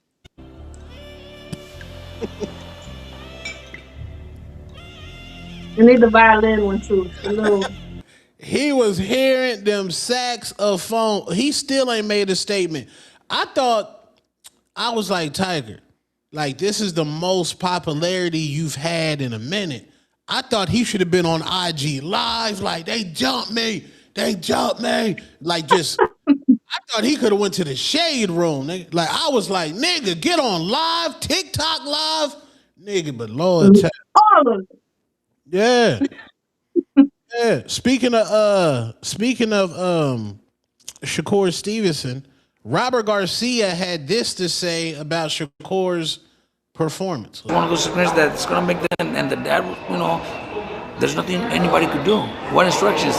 There's nothing when you got somebody like Shakur in front of you and doing what he was doing. What kind of instructions are you supposed to give him? Shakur was just too fucking good, and I think it's just one of those signals that's gonna make the dad better.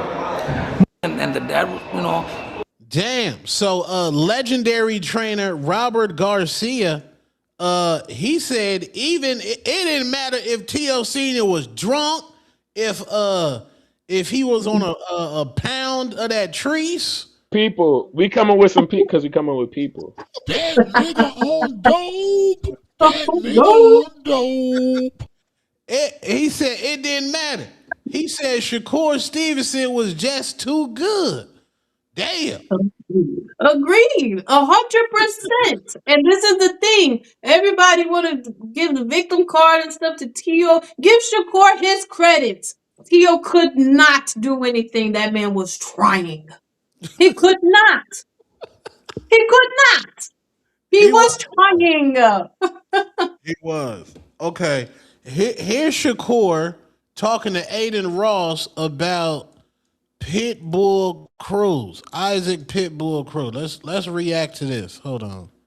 Let's react to this. Bro, I want to see Pitbull on you. I ain't gonna lie, bro. I want to see Pitbull on you. Why? I got hit. Bro, that's like me fighting him. Wait. Damn. That's like me fighting who? This nigga. Hold on. This nigga in the corner. Hold on. I ain't gonna lie, bro. I want to see Pitbull on you. Why? I got hit. Bro, that's like me fighting him. Wait. I ain't gonna lie, bro. I want to see Pitbull on you. Why? Damn. Who you got? Shakur or Pitbull? First of all, do you think Pitbull will give him any problems? Listen, with that fight, I have not touched on that. Nobody has even brought that up in conversations that I've had. But even though I think that Shakur will still outbox him, I think he beats anybody. I don't know if I would be too far off to say that Pitbull might give Shakur his first knockdown. Pitbull, he's just relentless. He relentless. And if Shakur get caught with a shot, it's not a T.O. shot. Right. It's not a pillow punch. It's not a we chilling. That man is gonna get hurt. So I mean the skills though will probably keep him from that. But anything happens in boxing, anything can happen on any given day. And that I feel like would be the fight that could be a high possibility. I don't see that happening with really anybody else. But Pitbull literally looks like a damn dog, and he comes in and he's swinging everything he got, every shot, and in one land, it's gonna hurt. Yeah, it is gonna hurt. I think because with Shakur, I don't think you can sit there and try to outbox him. I think the only chance you got is to just land something. Come forward and be like, nigga, tonight I'm gonna get knocked out. Like that's your mindset. Like, I have to take one. Like, I'm gonna have to go in here I gotta take two before I can get one. Like, niggas thinking with Shakur, nah, hell no, gang. Nah, man. Of course not. No, nobody can compare, but yeah, I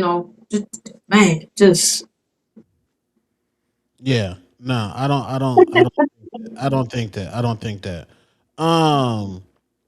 Dan Shakur Stevenson has responded to Jay Quinn. Hold on, let's see what he said. Oh, let's see it. Let's see. Oh, he says, but on the real, respect whoever my next opponent is, because whoever signed up for it is a bold motherfucker. God damn. Okay, what do you think about well, what's your thoughts on the brother shit? What's your thoughts on Shakur and Keyshawn brothers? Listen, Should they fight each other? Should they just say, nigga, we done been through the trenches together? What do you think? listen, I done dragged one of my sisters by their hair down the stairs for free. Okay. we we talk about another one of the biggest fights in boxing for millions of dollars. We gotta bang it out. Pause. Right. We gotta Right. fight. We not doing that. This is not the business that we are in. And Right. that's why let me go as far as to say that's why I like the kind of method of Zufu boxing. Come, we gotta fight, and that's it. We fighting. I don't I understand, and at the end of the day, when y'all get out the ring, go back to being brothers. Go hug your auntie and them, and go eat or something. But no, y'all gotta fight. You have to fight. But do you like, because when you box, it's like, you notice that potential nigga might get in a hospital, somebody might get unalive. We don't never, we want both fighters to return back to their family healthy. But boxing ain't like playing basketball against another person. Like, you could be my brother, we could hoop. Football, it depends on the position. Like, you go back to being like real life, genuine friends after trying to catch a nigga with a check left hook and put the nigga to sleep? If your friendship, if that bond is truly what it is, y'all gonna be all right. You are in the business of fighting and becoming the greatest. And if we gotta battle it out to see who the greatest, we gonna battle it out, and then we're gonna be okay if that relationship is genuine. As far as when you get in there and everybody making it out alive, I literally pray before every boxing match. I hate to see a knockout. I hate to see it. I hate to see it. But at the end of the day, this is the business that you chose to be in. This is where we're at. And if it comes down to that, you have to. You have to. That's true. It's like some damn Hunger Game shit out here. Like it's my life too. You playing my life too. Right, you got to eat. So I know you're a Tierra Brown supporter, O'Shea Jones supporter. Wait. So what's up with O'Shea Jones and Michaela Mayer? I know they friends. They both was at 154. What shouldn't they get that squabble off? I would love to see that. I would love to see that. And I'm cool with Michaela. I'm cool with O'Shea. And I would like to that would be one where I would say I like to see a good fight. I wouldn't pick a dog in that one. And just another great moment for women's boxing. But again, friends, because they are friends. They're close. They're always with each other. But again, you signed up for this, and that is going to have to happen eventually. Yeah, I'm trying to see that. And so on this show, we do support Alicia the Bomb Baumgartner on this. What's your thoughts on her? I think she's the face of women's boxing. That's what I'm promoting. I know people gonna say the Guat respectfully. Clarissa Shields, the Guat, is here. It's a great show tonight. The Guat. What do you think about Alicia the Bomb Baumgartner? You're very opinionated. Break it down. So I'm gonna go ahead and agree with that. And for me, it's not only the accolades, but it's the overall picture of everything. I think there's a few women that can be in that conversation, but because of who they are overall. If we're going accolades, of course, Clarissa, you got to put respect on what she has done, what she has accomplished. But if we talk about overall, me, I'm a people person. She ain't a people person, and no. No. That's true. Muhammad Ali is the greatest of all time because not only his accolades, but because he was a people person. He was the people's champ. You know what I mean? And I don't think you can be the face of anything if your face always like this. You mad all the time that you can't. I'm sorry. I'm sorry. I used to be a big fan, and I'll say this: I used to be a big fan. I've covered 2 fights, and each time the rudeness, the ignorance of not only the teams around and the people around her.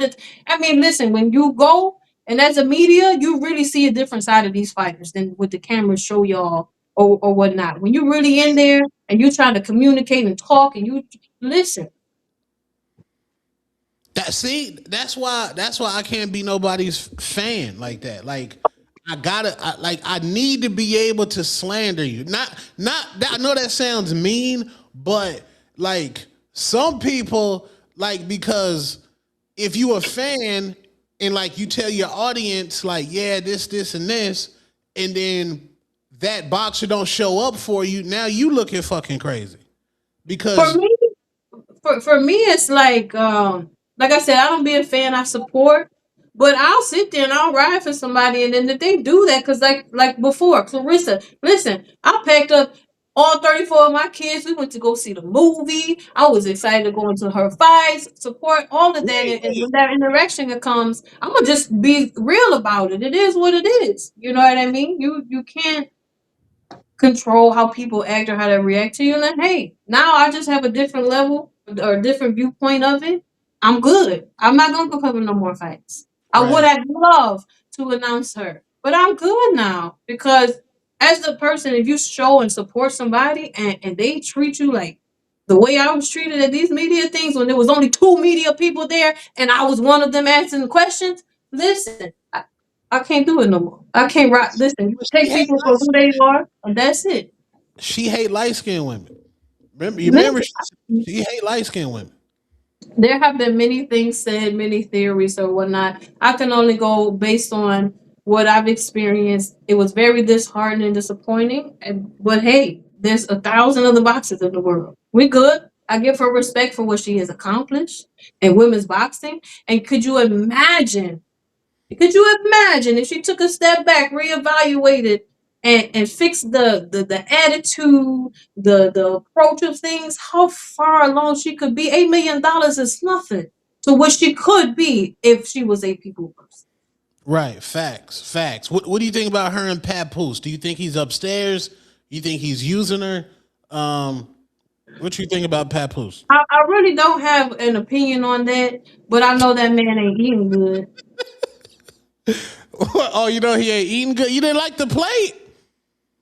We gotta show it. We gotta find the plate. And listen, and he a real one if he holding it down like that and eating what she eating because she in camp. That's a real one. Listen, I'll be outside, hey babe, I gotta run to the stove, smashing quarter pounders and fries in the car and come back and smiling at that plate. Like he a real one because Lord child, what a button. Stab brother. What a button. You're sad, brother. Lord, we gotta find this plate. She you didn't think that plate was you didn't think it was a suitable plate? It suitable looked for a rapper? It looked man, hold on, how you say it? I don't even listen, y'all know my Spanish is no very good looking, neither is my English. Hold on. Hold on. It looked unedible. It looked inedible. How you say that? It did not look like it should be consumed by the human. It didn't look delectable. Is it called delectable, chat? What is it? Delectable, delicious. It didn't. It just listen. Okay, now we have the man of the hour, my man Papoose. Baby, rate the food 1 through 10. Listen, man, this food is amazing. Lying. The way you seasoned it. Okay. It was cooked Blink perfectly. twice if you need help. Thank you, man. I need. Chevy, look at that, man. Look. Let's look at this plate, gang. They got the healthy spinach right there. Let's fucking go. I think that shrimp fried rice. Yeah, that's the guac plate. What you think of the guac plate? Listen, I would just say this all jokes aside. Like, listen, if they happy, I love it. If you like it, I love it. And that's real. That's all that matters. I ain't got nothing to do with it. I drink my water. I brush my teeth, and I mind my business. Okay. Hey. I ain't need. The guap plate is diabolical. That shit nasty, gang. That shit. But I mean, that might be the first man that she had to cook for. Respectfully. Yeah, man. Salute Remy Ma. Okay. So what's in your playlist right now, Chevy? What you bumping right now? What you? Listen. I am an old school.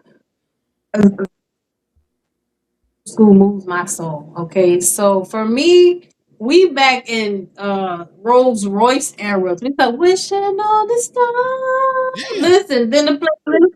We in Tupac era. Listen, we go all across the spectrum. Salsa, bachata. Listen, we all over. I'm just a lover of music and whatever moves my soul. And I will say this to the chat. Listen, chat. For me, I live by this rule, and I think that this is one of the reasons I'm able to move through life just so happily.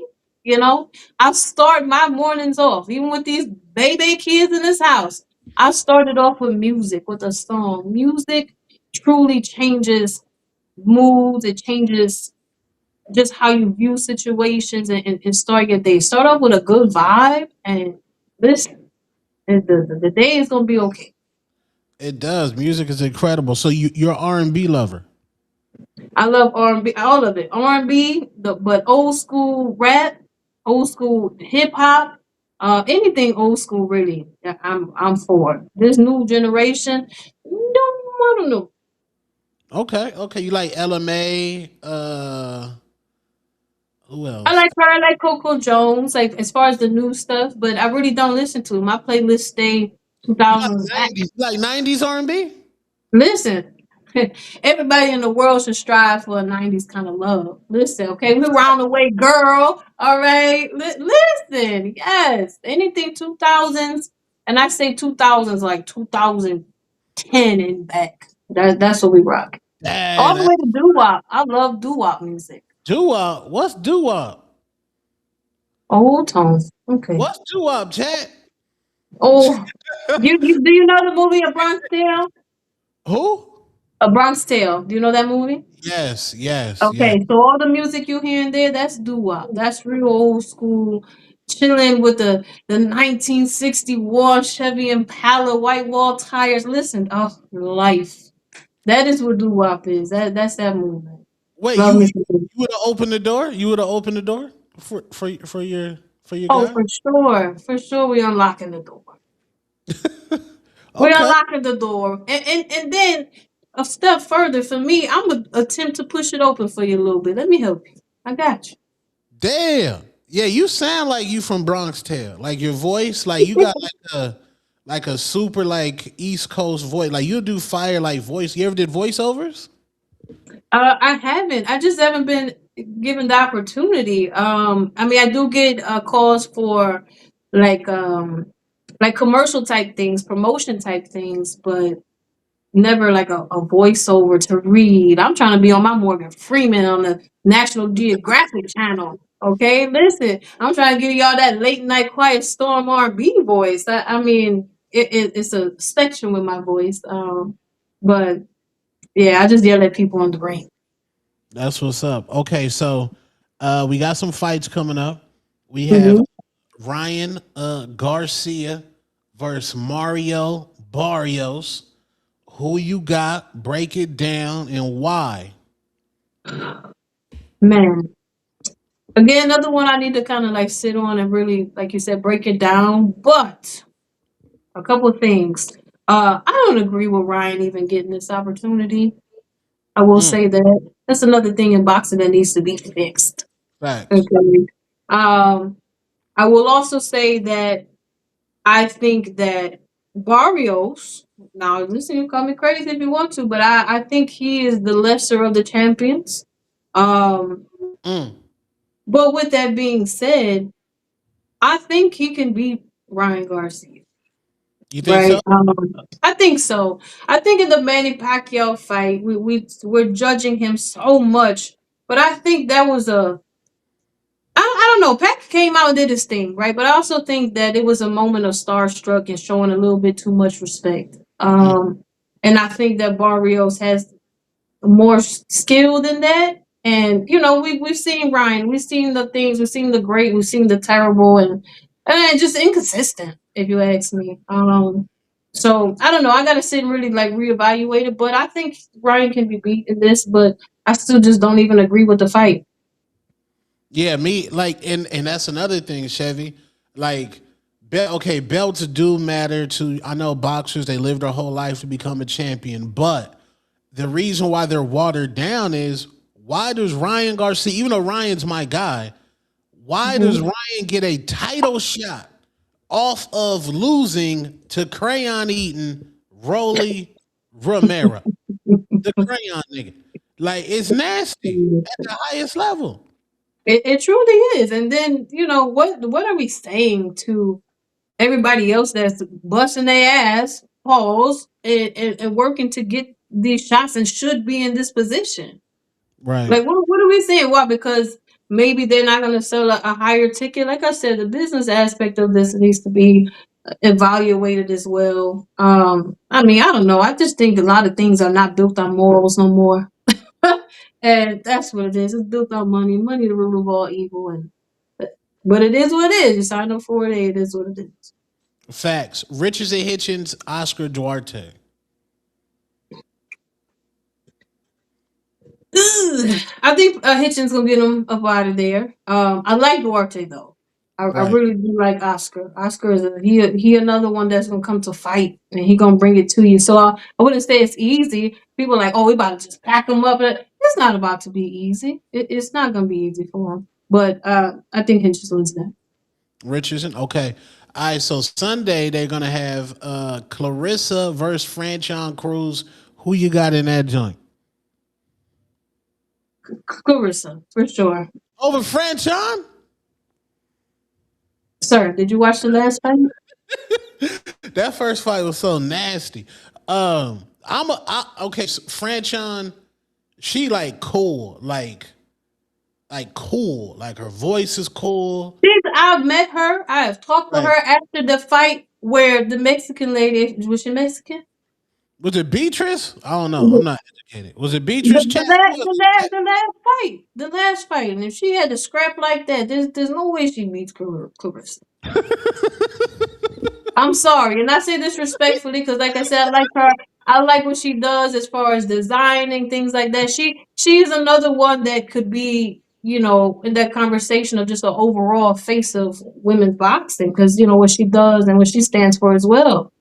But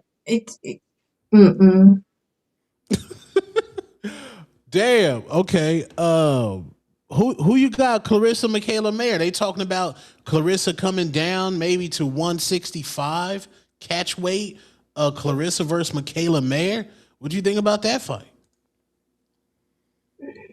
I think that's a tough one for the quote. I definitely think that Michaela will make her not look like herself. And I think when a fighter can do that, they have the upper hand. Clarissa has not fought anybody with the movement of Michaela. Danielle Perkins went 12 rounds with Clarissa. And that's her name, right? Michaela Mayer, Clarissa. Perkins. The last one that Clarissa fought. Oh, Kendrick Perkins. Yeah. So, like, I just feel like Michaela would be probably the better skilled fighter that Clarissa has faced. Like I said, I think that she will make her look not like herself, and when you can do that, you have the upper hand. Yeah. I don't.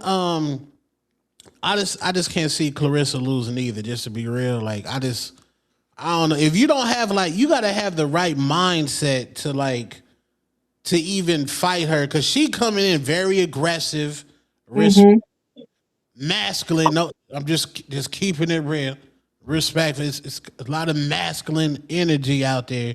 But I don't know. I think she gonna pack Franchon up. Don't kill me, Franchon. I love you, but I just think Clarissa, this is the most pressure she's ever had in her life. Because imagine if she loses, Chevy, the papoose slander is going to be diabolical, magical. And I'm gonna be right here to slander to kick her while she's down. And listen, that also could play a factor in if she was to lose. All of this that's going on, all the distractions, everything outside, and you know what I mean. Like I don't know. I hate to see it. A lot of men trainers, boxers, they talk about how they leave the distractions, they leave the women and all of that. She bringing them to the forefront, Right. And so I don't know. 1, 2, 3, 4, 5. Yeah, I don't know. Okay. Give me two fights that have not been made in yet or 2026 that you would like to see. That Oh Chevy man, Red would like to see that you has know, not been made. you Yeah. gonna make me think.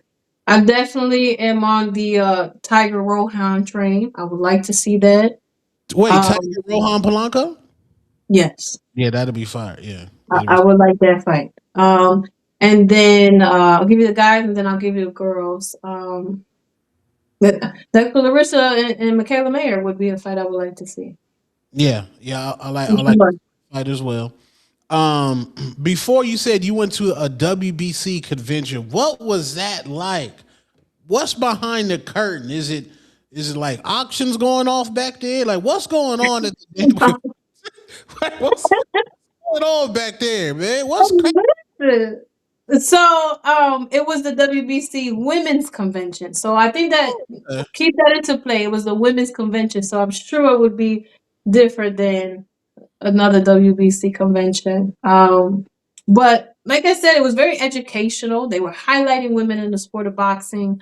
There were presentations. My girl, listen, one of my favorite people in boxing, Rachel Donaire, she gave a presentation. We talked about 3 minutes versus 2 minutes. There were demonstrations. And Layla Ali was there. That's when I got my interview with Layla Ali. And I really didn't care what happened after that. Listen, let me tell you, because it was God. One, because I was running behind, right, to get there on time. And she was leaving to go catch a flight. And we were coming like this. And when I tell you, I was shaking, but I'm like, Chevy, you probably won't get this opportunity again. Okay. And so I was like, hey girl, hey. I said, I'm Chevy Red. I said, can I get 2 minutes? And she was so bomb that she had a whole trail of people trying to interview her. And she was like, hey, come on, let's go over here so I can get away from these people. I'll give you the interview real quick before I help on this flight. And I couldn't believe it. And she was like, yeah, let's go over here. And I was just like thankful. And the interview was great. She is real life beautiful, physically and as a person. I think that she will always be the face of women's boxing. As a whole, just like a Pops. But again, with the WBC convention, that's what it was. It was highlighting women, but it was also educational. And things like that. I mean, I thought it was good. I did also go to an IVF convention. Oh, now, what? Now that was a little bit different, but same concept of demonstrations, education. Things got a little heated in there. Some places I felt like, well, I shouldn't be in here. I'm not in this aspect, but other parts I'm like, well, I want to learn some more about this and how the referees function and move and what goes into their processing. That part right there. And they had Steve Willis in there, the no knee tank thing. He was in there and he broke it down. And he did he look right at you? Listen, yes. Okay. We was there. Right? Had to turn a little bit, but we was there. Listen, he is so cool. Love him, Steve Willis. Like, he is awesome.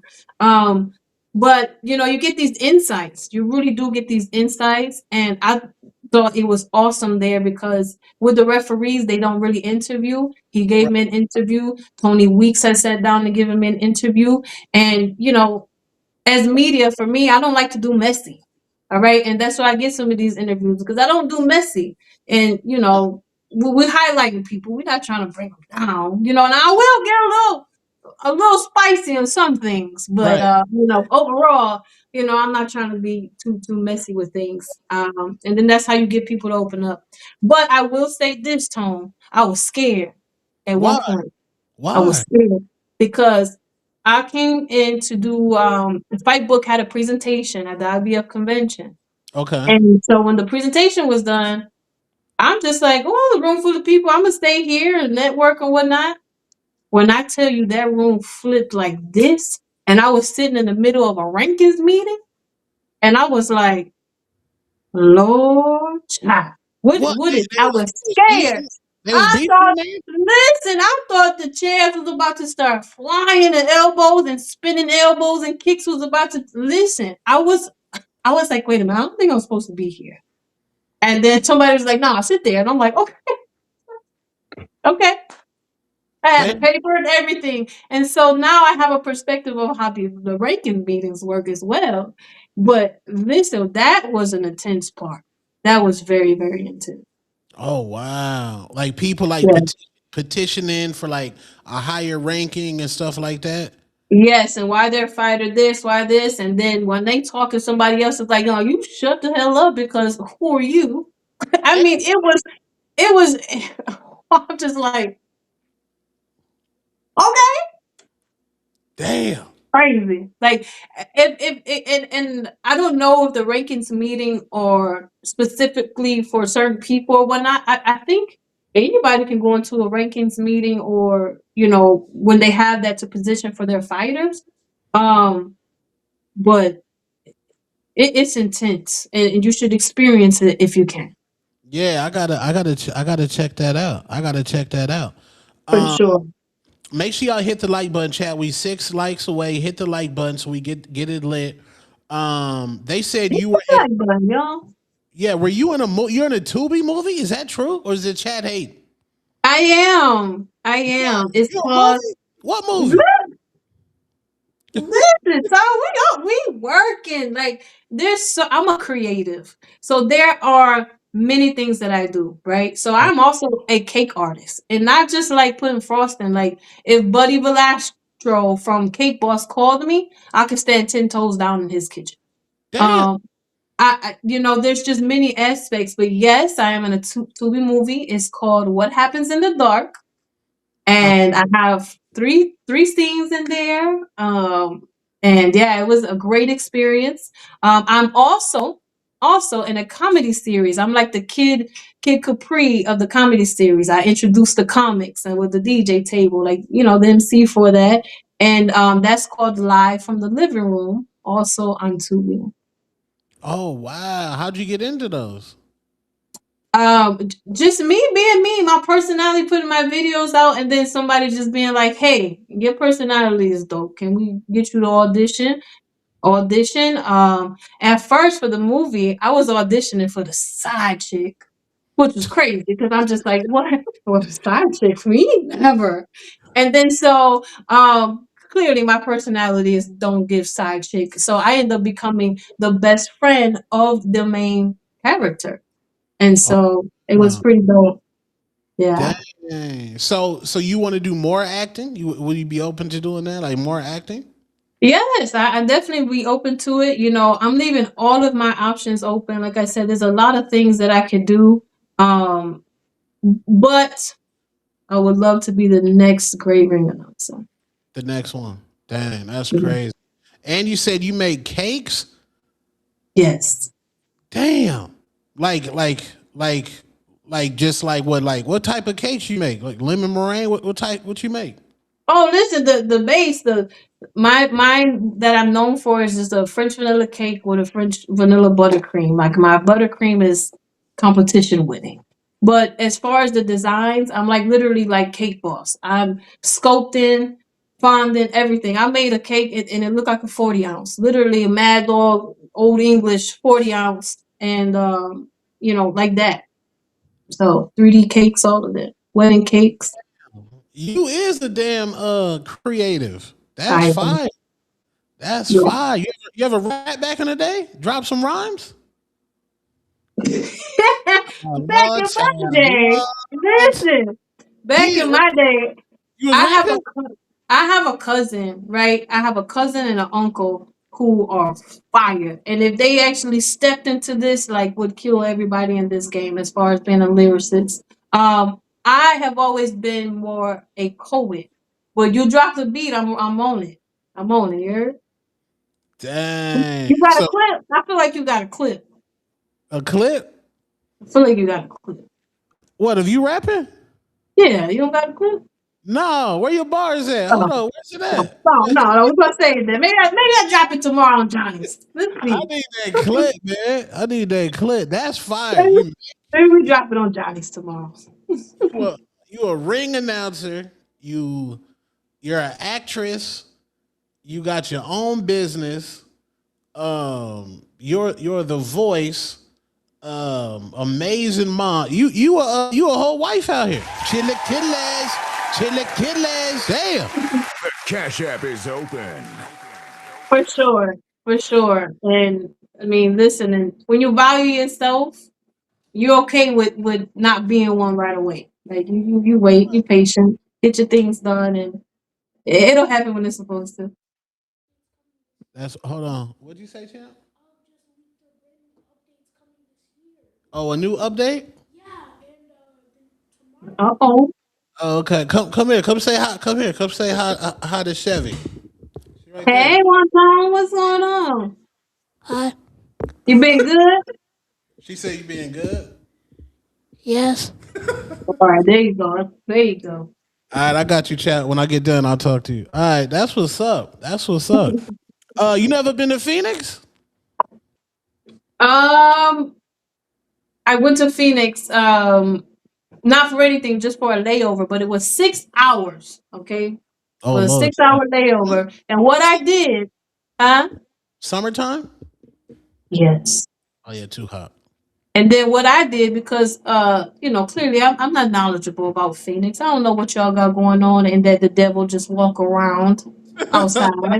I took an Uber to the zoo. I like to go to the zoo. I enjoy nature, animals, things like that. And when I tell you, I thought I was gonna have another stroke. I could not function. I could not function. It was so hot. Like like you see in the movies and they start hallucinating. Listen, I Right. couldn't. I said I gotta go back. I'm gonna just sit in this airport for 5 hours because I can't. Yeah, it's extremely nasty out here in the summer. But right now the weather is amazing. What's the Ohio summers like out there? The Ohio summers too Right. short, but they are nice. We get like sometimes we'll get those days where we pushing 100, but normally it's a good 85, 80, 90. Like Cleveland is the bipolar capital of weather. Right. It literally just this big ass blizzard, snowstorm, all of that, and then yesterday was 50 degrees. Like Damn. it's crazy, and that's probably why we out here crazy and diabolical in these streets because we mentally unstable with the weather. Damn. Well, I definitely appreciate you. Thank you for coming on this show and dealing with me and my amazing chat. All the jokes they cracking. What's next for Chevy that we should be looking for? What's next for Miss Chevy Red? Well, hopefully I'll be down there at Border Wars announcing y'all fights. Yeah, I get that set up. But other than that, I'm just keeping my feet to the ground and hustling, working hard, and just trying to get noticed out here. Like I said, I have a goal to announce major fights. I'm not trying to just stay in amateur fights or, low professional fights. Nothing wrong with that, but I don't think like that. I gotta be up here. I think big, and so that'll be it. Just continuing to grind, the hustle, being myself, stepping into this space. If y'all teach me how, and that's all. You got it. Give all your socials and where can the audience reach you at? Everything would be Chevy Red, and Chevy is spelled Chevi. My first name is Chevalier, and that's where Chevy comes from. So just Chevy Red official on Instagram, Chevy Red on Twitter. I have a TikTok. I know y'all be in here. TikTok, what the one comment I seen was like, where the TikTok something is. I got one. I really don't have too much on there, but y'all can see me there. But the You main platform is Instagram. Chevy, if you had time to post, like right now, because your algorithm's probably like new, like 12 times a day, like just talking boxing, because there's no woman on there as knowledgeable as you talking boxing. You would dominate TikTok, like dominate. You should do that for sure. But listen, we're gonna work on that. Definitely. And like you said, if you just take a minute to post a clip, I do my little reviews, I do my takes after the boxing matches and things like that. But to be more consistent with it, definitely gonna have that on the list for this year. That's what's up. Well, thank you. I appreciate you. Chat, show some love to Miss Chevy Red. Buy her tea. Get a website again. Yep, but go buy the tea, okay? Isla Sips, so it's isla-sips.com. I'll put it in the comments again. And go look through. I got flavors, I got a tea for everybody. And if there's something you want to know about it, my website, you can actually message me. Don't be sliding in my DM talking crazy, okay? If you got a question about the tea, let me know. I can educate you, get you through it, and just let you know what's best for you. But I appreciate the love so much. Thank you so much for having me on. I mean, chat crazy. I'm gonna go back and look at the comments. But I love it. I love these spaces. I love these spaces where we can just fellowship and talk boxing, be goofy, show our personality. The world is missing authenticity. And y'all, I said that. I said that. Listen, I was thinking about it for the last 20 minutes. But we're missing that, and these platforms like your show, like Johnny and everybody else, they give us that space to do that. So thank you so much for having me on, and yeah. Thank you. Appreciate you. Chevy Red, guys. Chili Kidless. Chili Kidless. Oh, Lisa.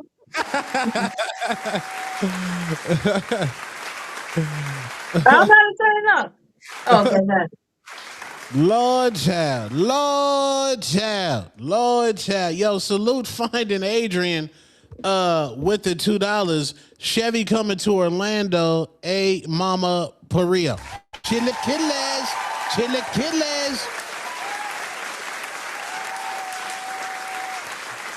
your hand out of my pocket! Nigga said, Coach looking for tall. Lord child.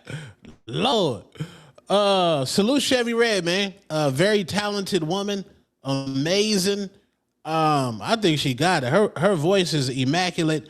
Definitely got to get her to Orlando. Chili Kidless. Get your hand out of my pocket! Get your hand out of my pocket! Definitely got to get her to Orlando. The chat, man. Chat, y'all was wilding, man. Y'all was salute the chat, man. Chat over there wilding. See, I had to prep y'all so when we get Alicia Baumgartner on here. So now I got a gauge of how niggas gonna act when the bomb slither through. Tone said, come say hi to your second mom. Chili Kidless.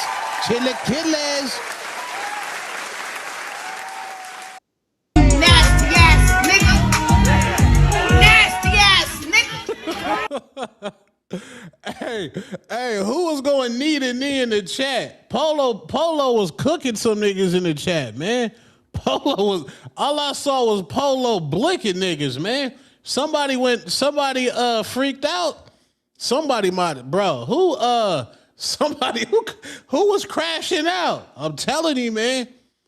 Chat niggas ain't never seen a woman before, gang. They said too many knee. Flex, was they going knee to knee, nigga? Nigga, all I saw in the chat in the stock chasers just cooking. I said, niggas getting cooked in the chat right now. Lord, child. Who was getting bodied up in there? She said Xander is food for Dev. Ness, Def welcoming her to the TBV family. Chili Kidless.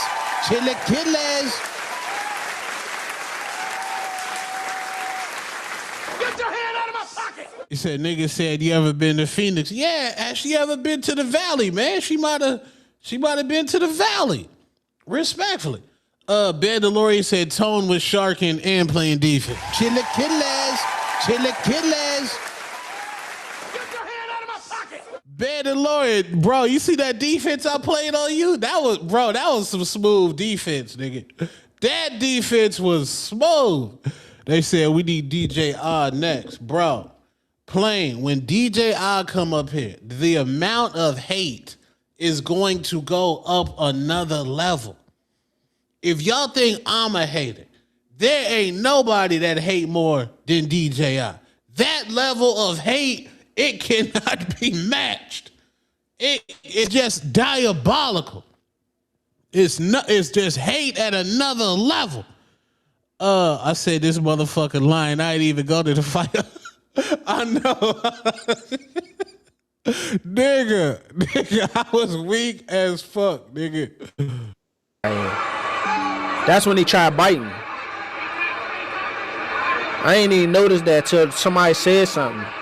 Yeah, man, we got to get next for panel Wednesdays, we got to get somebody else on here on the panel next Wednesday. I don't know who it's going to be though. I don't know. Probably DJ yeah, we not going to do anything else, man. It's getting nasty over there, man. TBV, man, salute Star making her return back to TBV. It sound like a damn calculus class in that motherfucking gang. Niggas just over there. Yeah, when you go with your backhand and you gauge foot distance, it's a different type of distance. Basically, can I get $5? Chilaquiles.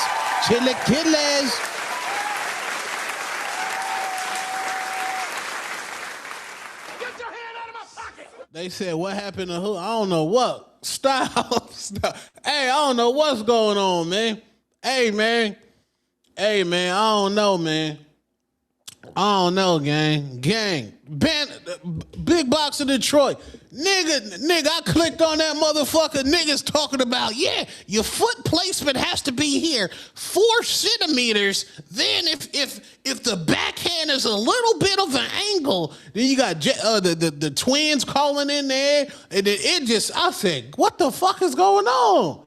I said, damn, this shit had turned technical. Nigga, I don't know, man. That shit, bro, this shit might be going knee to knee, man. Other than that, fuck two-tone. Yeah, didn't niggas say in the Maryville Nightmare? I'm like, Lord child. The Maryville Nightmare, man. You can't be saying that, man. Niggas done went to prison behind Maryville, man. Like, yeah, I mean, I don't know. Yeah, put them on the ban list, Devon. Chilaquiles.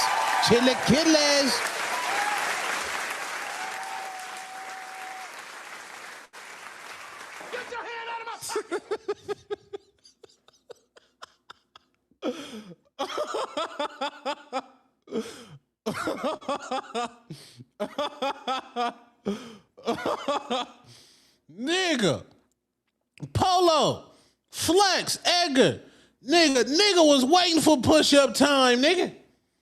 Nigga was waiting for push-up time, gang. Nigga don't even do push-up. Nigga was just like, nigga, Star, hurry up, nigga, damn. Say it, nigga. Nigga, hour go by. Yeah, when you add 3/4 levels of liquid, then it powers up. Then Ness over there like, yeah, you know what I'm saying? World champ. Ness just over there just saying former world champ. Ness, yeah, former world champ. Then yeah, when you double back acid and you throw in a menthol tab, his head cannot be on the. I'm like, Star, say it, nigga, damn. Say it. Star was like, yeah. You know what time it is, Ness? Push-up time. Chilaquiles.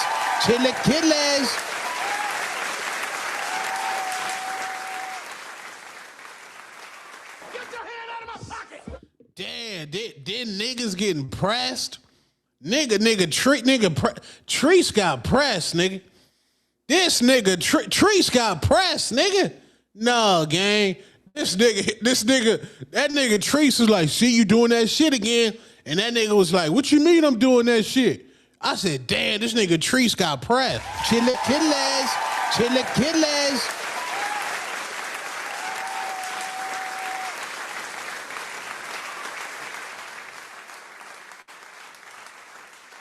That nigga got pressed, nigga. That nigga got pressed. They bring him up so we can ask how. Oh Lord, child. Polo Buck is not chilling, gang. You are now tuned in with the Hatrix with Two-Tone the Superstar, respectfully. Bro, it's getting diabolical over there, man. Niggas trying to talk about the yams. Niggas said bring it back to boxing. I said, damn. This is like a controlled Troy. Remember Troy was fired because he was a loose cannon, bro. At any moment, Troy would crash out. That's why I liked Hamza. Because at any time, Hamza would crash out, my nigga. So now we got a controlled Hamza. I don't know, man. We got a controlled Hamza, gang. That shit crazy. That shit giving radio vibes, man. Prepare for launch in 3, 2, 1. Crip walk.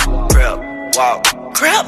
They don't understand how the fuck a real crip talk. High call, head talk. Taking off in the coupe, ballin' hard, screaming fuck the cost. Call for the new freak, gotta find a way to cut my. Oh shit! Oh, you said go to Xander Zayas story? Let's see what he talking about. Let's see what Xander talking about, gang. My nigga Xander on top of the world right now, man. Damn, everybody picking up Joaquin is popping right now. Joaquin is popping right now, bro. That UFC nigga, he done got Terrence Bud Crawford has responded to that nigga, bro. Joaquin is popping. Hold on, let's go, chat. Bro, this nigga Joaquin is popping right now.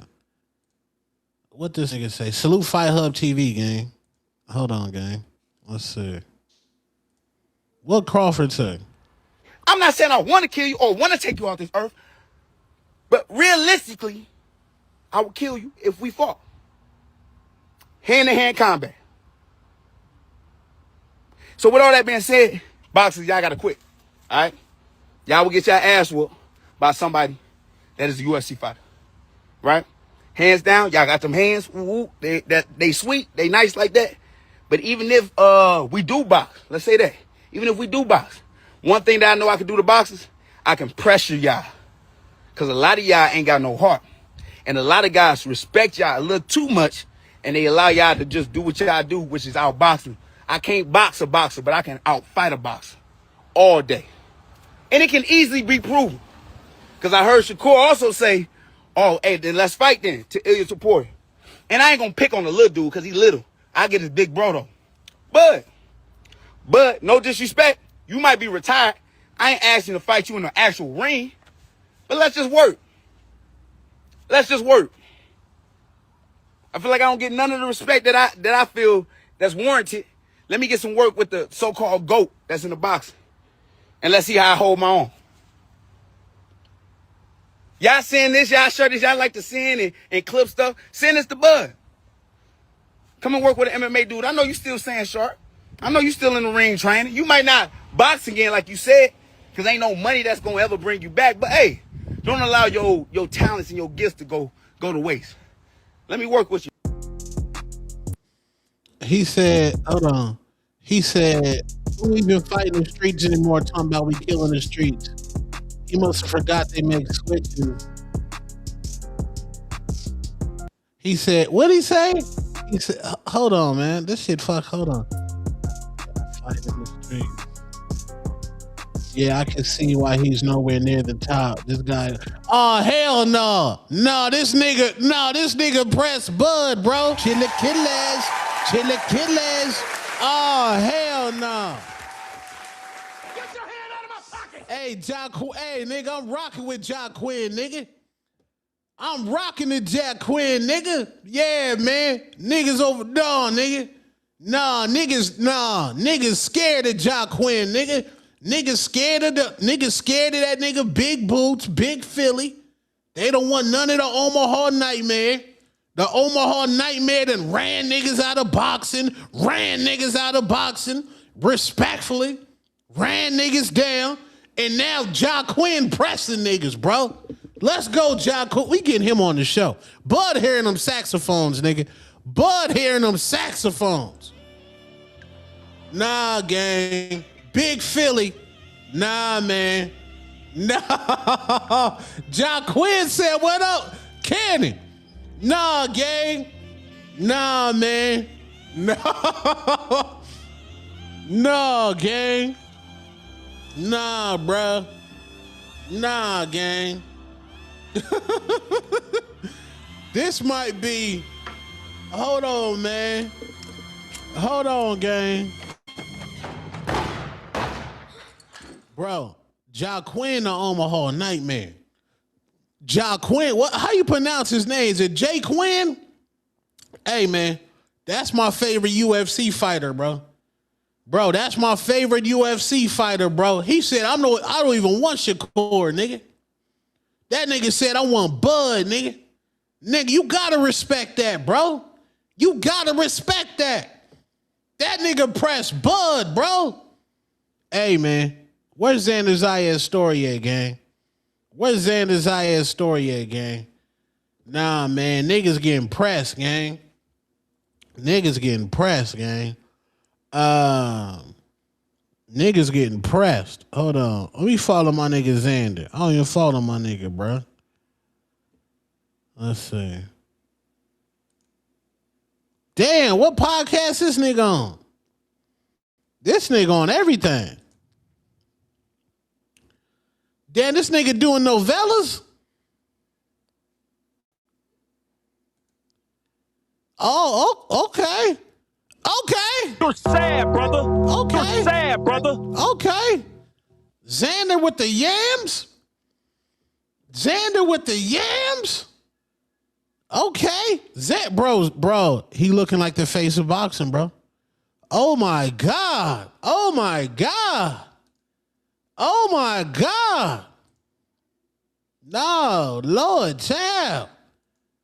Bro, Xander done took over the world. Bro, Xander done took over the world. Oh my God, this is yams. Let's go, Xander. Bro, Xander might be, I might have to put, bro. Xander might be in the hate gang. Okay, Xander. Oh, what she say? Lord child. Look at Xander succotash. Stop. This nigga succotash. Look at this nigga. Look at this nigga.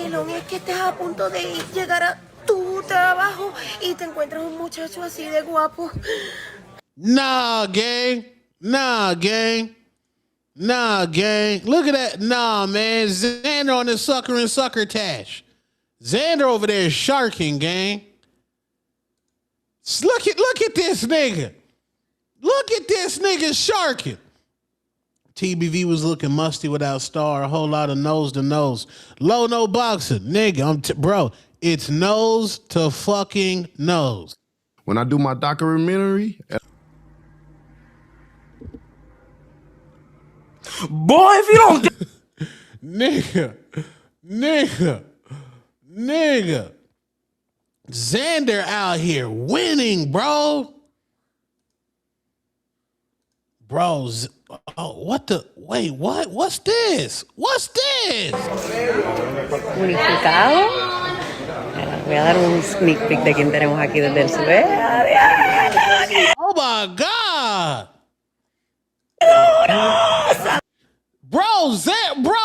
Xander got the, yam slams? Bro. I'm trying to slam some yam. Yeah. Gorgeous. Gorgeous. I love it. Bro, Xander got yam slams lined up, man. Nah, bro, Xander is marketing his ass off right now. Bro, this is how you do it, bro. That is how you do it, bro. See, Shakur, he a married man. He a married man. Xander out here single, ready to mingle. He about to start clapping major cheeks.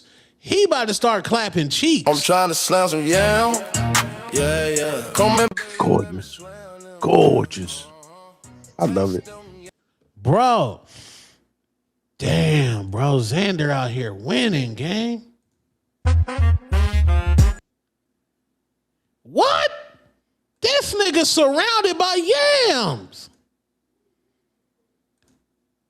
What? Nah, man. Niggas salsa dancing? Nah, man. We got to protect Xander at all costs, gang.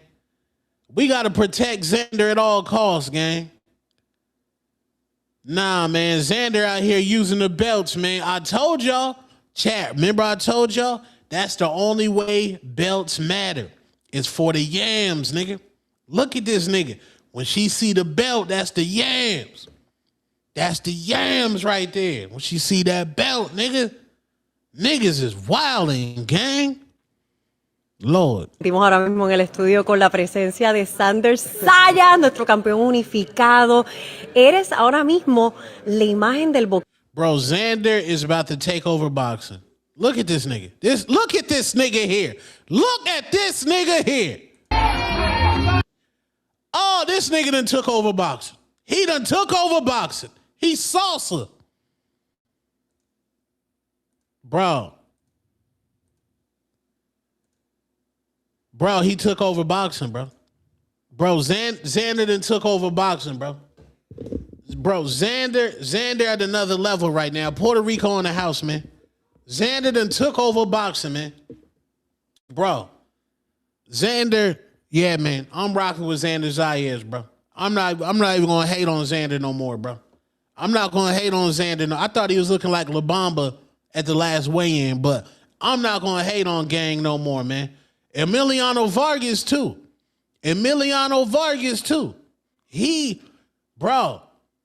Emiliano and Xander, they'll never fight each other. Damn, that might have been a huge fight down the line.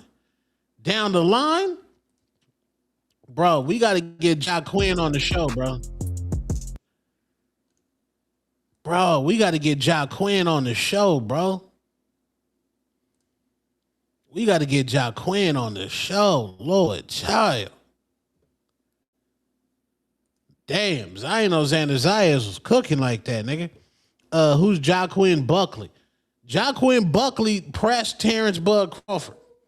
I ain't never seen a nigga press Bud Crawford like, chat, y'all remember when T.O. Chat, y'all remember when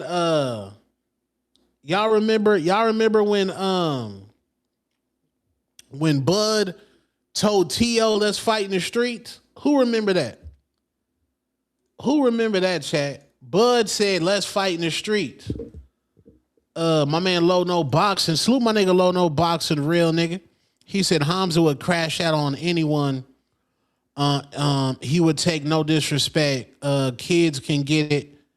And all Hamza had no picks. Women and kids get it when Hamza crashed out. Facts.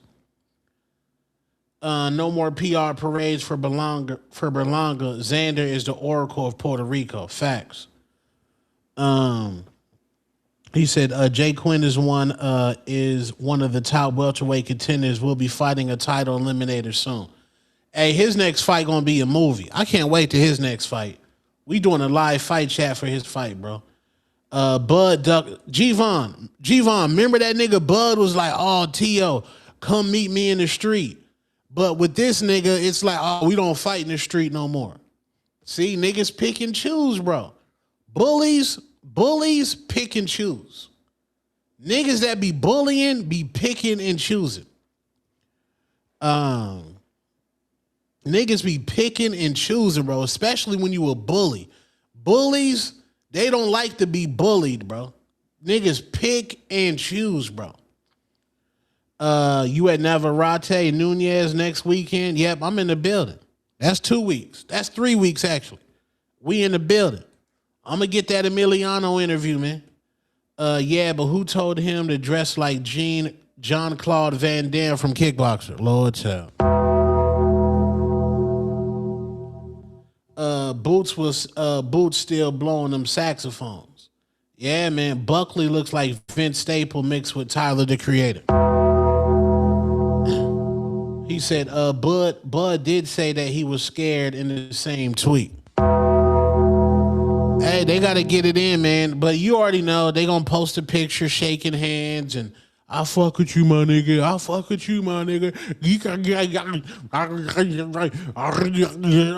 Shut the fuck up. Damn.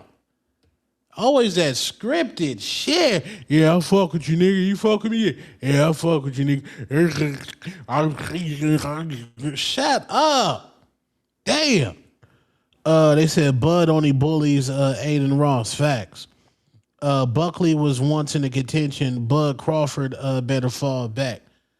Yeah, Bud Crawford did say he'll snap Gary Russell's neck. Yeah, I don't want to hear it, man. And they say Bud wrestle. Tone, you seen Bud take the 10K from Aiden pocket, but still owe 300K? Yep, I saw that shit, G-Von. Told you Bud a bully, man. That's a bully nigga right there. Buckley has one of the nastiest spinning back kicks knockouts in MMA history. I'm trying to find some ringside footage of him so I don't get flagged. I'm gonna have to do some research because we definitely want him here on the show. Crawford out there. Wow. Crawford said he'll fight. Crawford be wrestling. You gotta wrestle. You gotta wrestle this nigga, man. You gotta wrestle this nigga, gang. You gotta wrestle this nigga, bro. Respectfully. You gotta wrestle this nigga, man. We ain't trying to hear it no more, gang. We ain't trying to hear it no more, bro. We ain't trying to hear that shit no more, gang. Respectfully. They said it was only 20K. Okay. Bud is real cool with Usman, so Buckley better be careful. That's what I'm saying, Trey. Them niggas about to squash the beef, gang. Oh shit! Salute Kenny with the $5. He said toe to toes over knee to knee. My nigga. Yeah, man. Chevy was bro. Chevy's amazing, man. Joaquin and Nut. He from St. Louis, Missouri. Oh shit, he from the Lou. Oh, that nigga crack. Yeah, they gotta leave that nigga alone, bro. Leave that nigga alone, bro. They said telling another man you gotta wrestle. Well, they can't box, nigga. Well, maybe let them niggas spar, bro. Let's just say spar, gang. Bro, Chevy says she might tip for the food. She said she not tripping on Applebee's. She said she like the intention. Bro. Chevy lit. Bug got my picks. He went at T.O. Senior, but want no smoke with Joaquin or Boots. Facts. Bud Crawford pick and choose. That nigga pick and choose, bro. Joaquin said, nigga, let's work. Bud talking about niggas got switches in the streets. Nasty. Ask Chevy where them friends at. I should have asked, do she got friends? If she don't got friends, bro, that's fire. My dog Gal said taking my fam to Vaquero versus Nunez and his 3 kids. Bro, it's gonna be lit. It's gonna be fire. Pick and choose. Yeah, Bud get you at the right time. You're sad, brother. Does none of that heavy lifting. You're sad, brother. And now he ducking Joaquin. That's crazy. Tone, check out Clarissa Instagram Live. I'm blocked, bro. What's she doing? Damn, man. I don't even got my fucking fence to set up, man. Yeah, man. Joaquin said I ain't no baby, nigga. Joaquin wants smoke.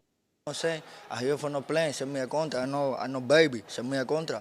I will kill you, send me a contra. No play with me, send me a contra. Bro, Joaquin wants smoke. Hey, but there is a crash out, though. I think Polo Buck sent this. My nigga Polo Buck sent me the crash out, gang. Polo Buck sent me the crash out, gang. Hold on, gang. Polo Buck. This nigga, whose channel was this on? Where's this shit at, gang? Where's this shit at, man? Damn. That nigga. Hold on. Here we go.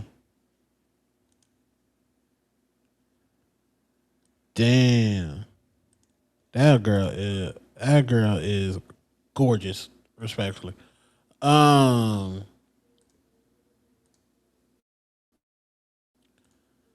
Oh, he's not popular? Then okay. He was Bro, popular to have whose channel is this on, in Puerto gang? Rico. Your boy didn't want to take that smoke. Gang, he whose said channel no is to this Puerto on, Rico, gang? scared of that 35 by 100 island. Like if we were going to eat him up or something. Right?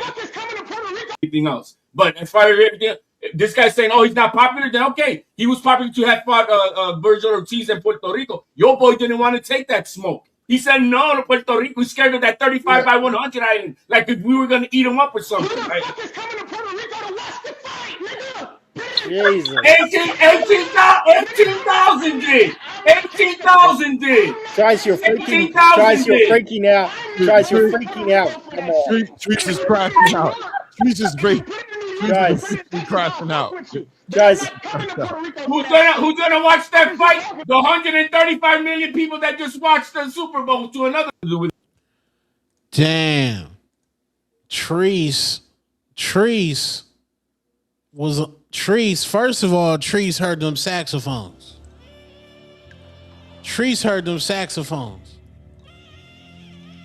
Damn, man, niggas crashed out that late at night. Yo, salute Kenny with the $2. Can't find Chevy on Cash App. Hold on, what's her Cash App, man? What's her Cash App?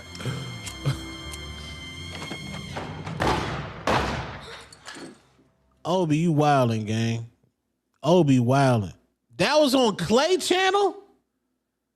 What time was that? That was on Clay Channel? Nigga, HLD was super missing after the Matias shit, gang.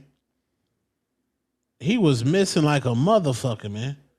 Tone gatekeeping the friends. No, I'm not gatekeeping. She posted her Cash App. I don't know where it's at in here.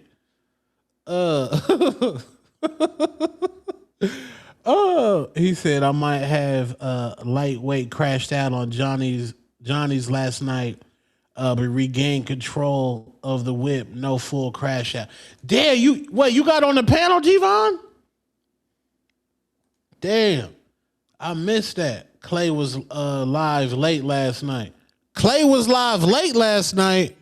Talk about Murder Inc. That just establishes a darker, deeper criminal link.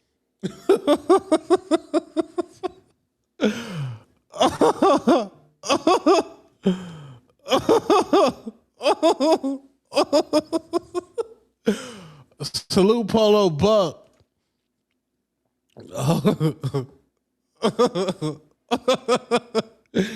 Wait. What time did he go on? Lord child. Talk about Murder Inc. That just establishes a darker, deeper criminal link. Lord child.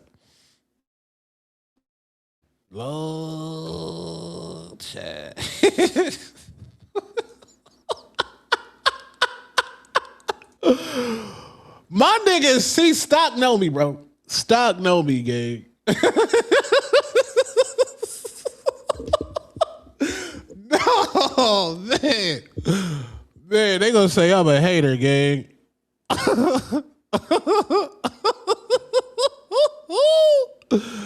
Oh, shit. Damn. 6 hours? Oh, Lord. Child, hold on, man. Nah, gang. Come on, gang. Gang. Nah. A nigga scroll. Wait, what time did this nigga? Oh, Lord, child. Chillaquillas. Chillaquillas. Oh. Yo, salute my dog Hector. He said, great show, Tone. I appreciate you, gang. Nah, man. Johnny got competition, gang. Chillaquillas. Chillaquillas. Get your hand out of my pocket! Nah, man. Talk about Murder Inc. That just establishes a darker, deeper criminal link. Hold on. Polo says 608. Okay. Lord, child. Lord. Hold on. Am I sharing this shit? The fuck? Hold on. Good thing.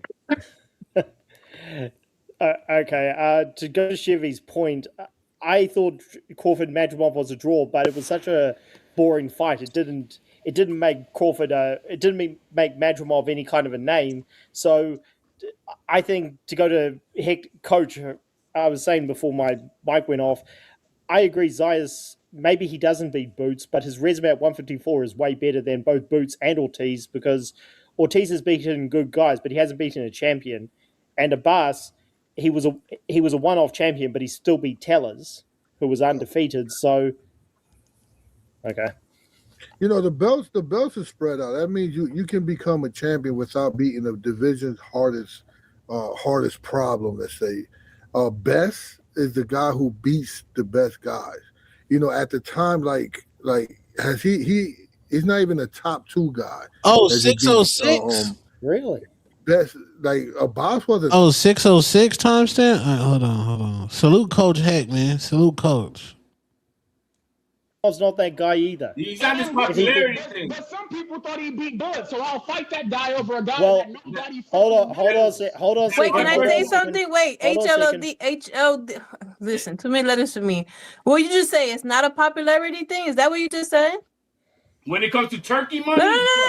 Wait, but you said that, right? But you guys are literally slowly picking Xander Zayas as number 1 in this division based on the popularity because he has the belt. You don't know how I've been following and how I've been preaching about Xander. I've never given him his flowers about it being the hyper, not the next Roy Jones, not the next Miguel Cotto, not none of that crap. Never. He had to earn his flowers in the ring like he did just last Saturday. That's the only time, and from now on is when I'm giving him his flowers. Had nothing to do with anything else. But as far as everything, this guy's saying, oh, he's not popular, then okay. He was popular to have fought Virgil Ortiz in Puerto Rico. Your boy didn't want to take that smoke. He said no to Puerto Rico. He's scared of that 35 by 100 island. Like if we were going to eat him up or something. Who the fuck is coming to Puerto Rico to watch the fight, nigga?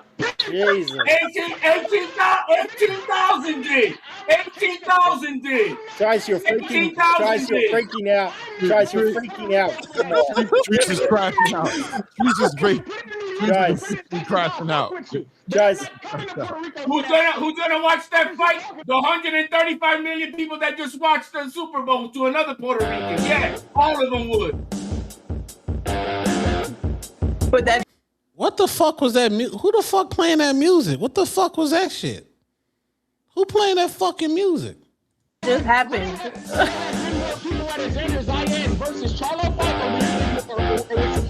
Oh, what the? Oh, see? Oh, nah, man. Niggas trying to ruin the aura, gang. No, gang. I'm not in there, man. Niggas ruin. What the fuck? What? Wait, what? What was that? What was that?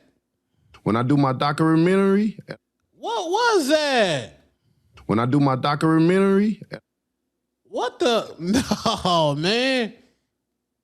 What was the rock? Oh, what? When I do my documentary. No, gang. Niggas wilding on these YouTube streets, man. Niggas wilding, man. Nah, Polo, what was that, gang? Nah, niggas wilding, bro. Ain't no way that was that rock music. I ain't never heard rock music on YouTube. In the boxing space, rock music? Was that for real? Is that dead ass?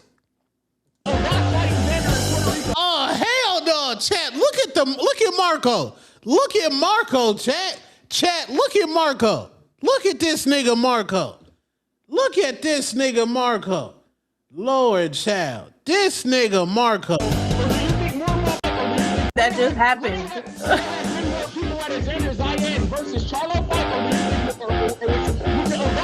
This nigga, oh, this shit is nasty.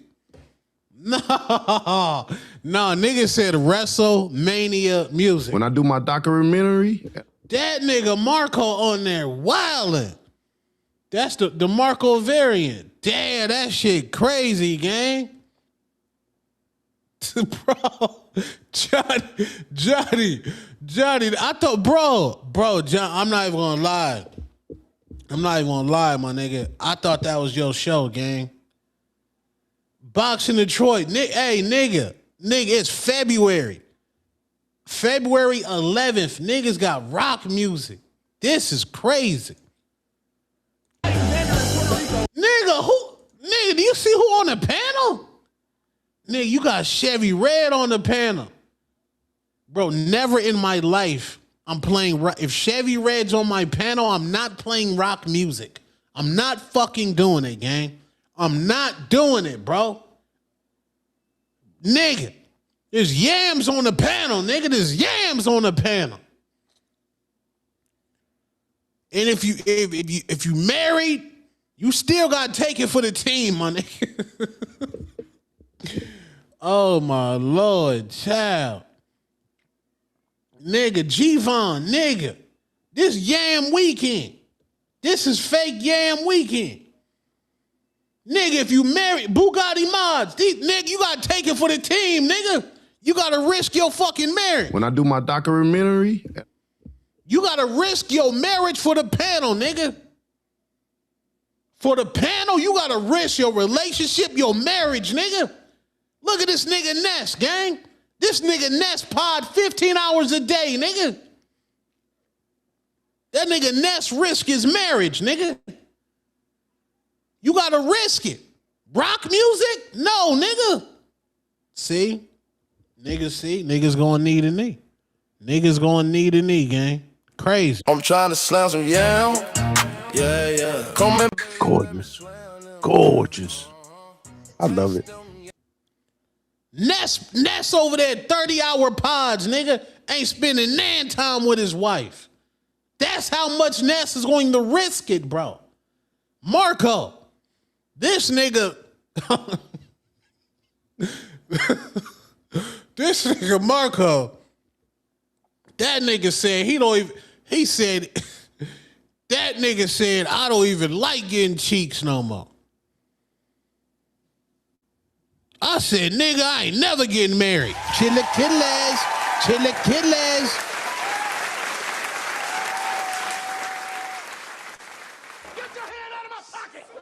You don't like getting cheeks? And you got in-house coaching? You gotta bring in a stripper. You gotta bring a stripper. You gotta bring a third person.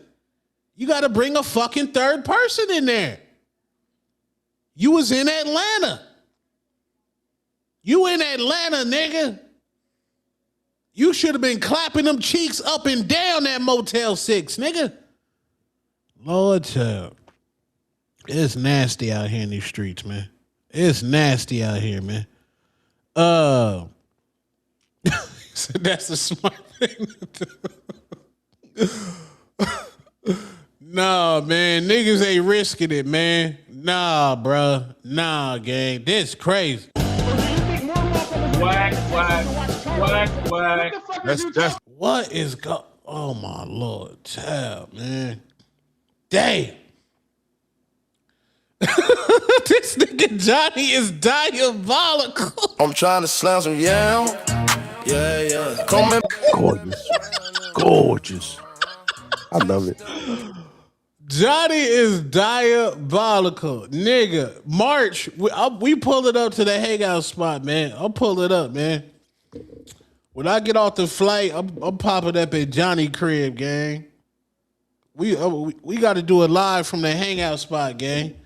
Me and Johnny got to go live from the hangout spot. That shit would be lit. We got to do the lives, man. That shit funny, bro. You said bad podcast. Nah, man.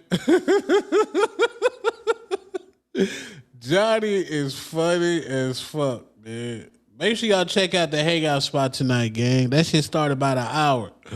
I'm weak as fuck, bro. I am weak. Nah, this nigga was letting the Led Zeppelin play, man. Nigga, the Led Zeppelin? Nah, ain't no way, chat. Ain't no way.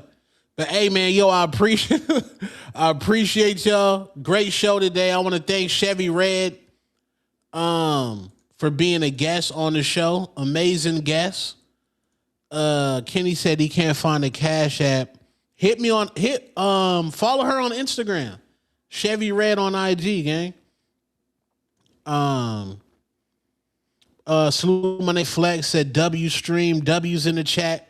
We gonna do a show tomorrow too, man. We gonna do a show tomorrow. Probably about 3:15 though.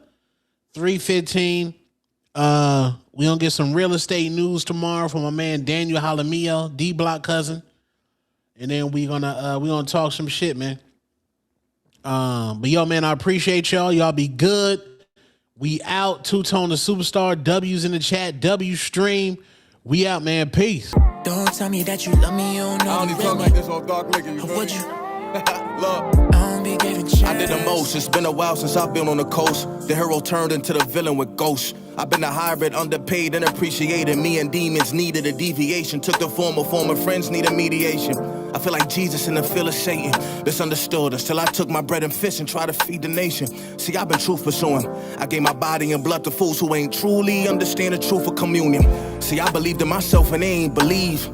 But even God got doubted down in his hometown. I'm adamant with beliefs of apples falling from trees. Yeah, and the distance is few and far in between. Look, but a prophet is honorless in his home. The posthumous praise is often received when you see the throne. The ones who hold the most and be more prone to casting a stone. But this house of glass remains to stand strong. Tell my people in the city that I'm coming back home. Better pull up while you can, cause I ain't staying that long. Hate when niggas say they feel me, cause you don't really feel me. Don't tell me that you love me, cause you don't know the real me. I don't be giving chances. I don't be getting chances. Tell my people in the city that I'm coming back.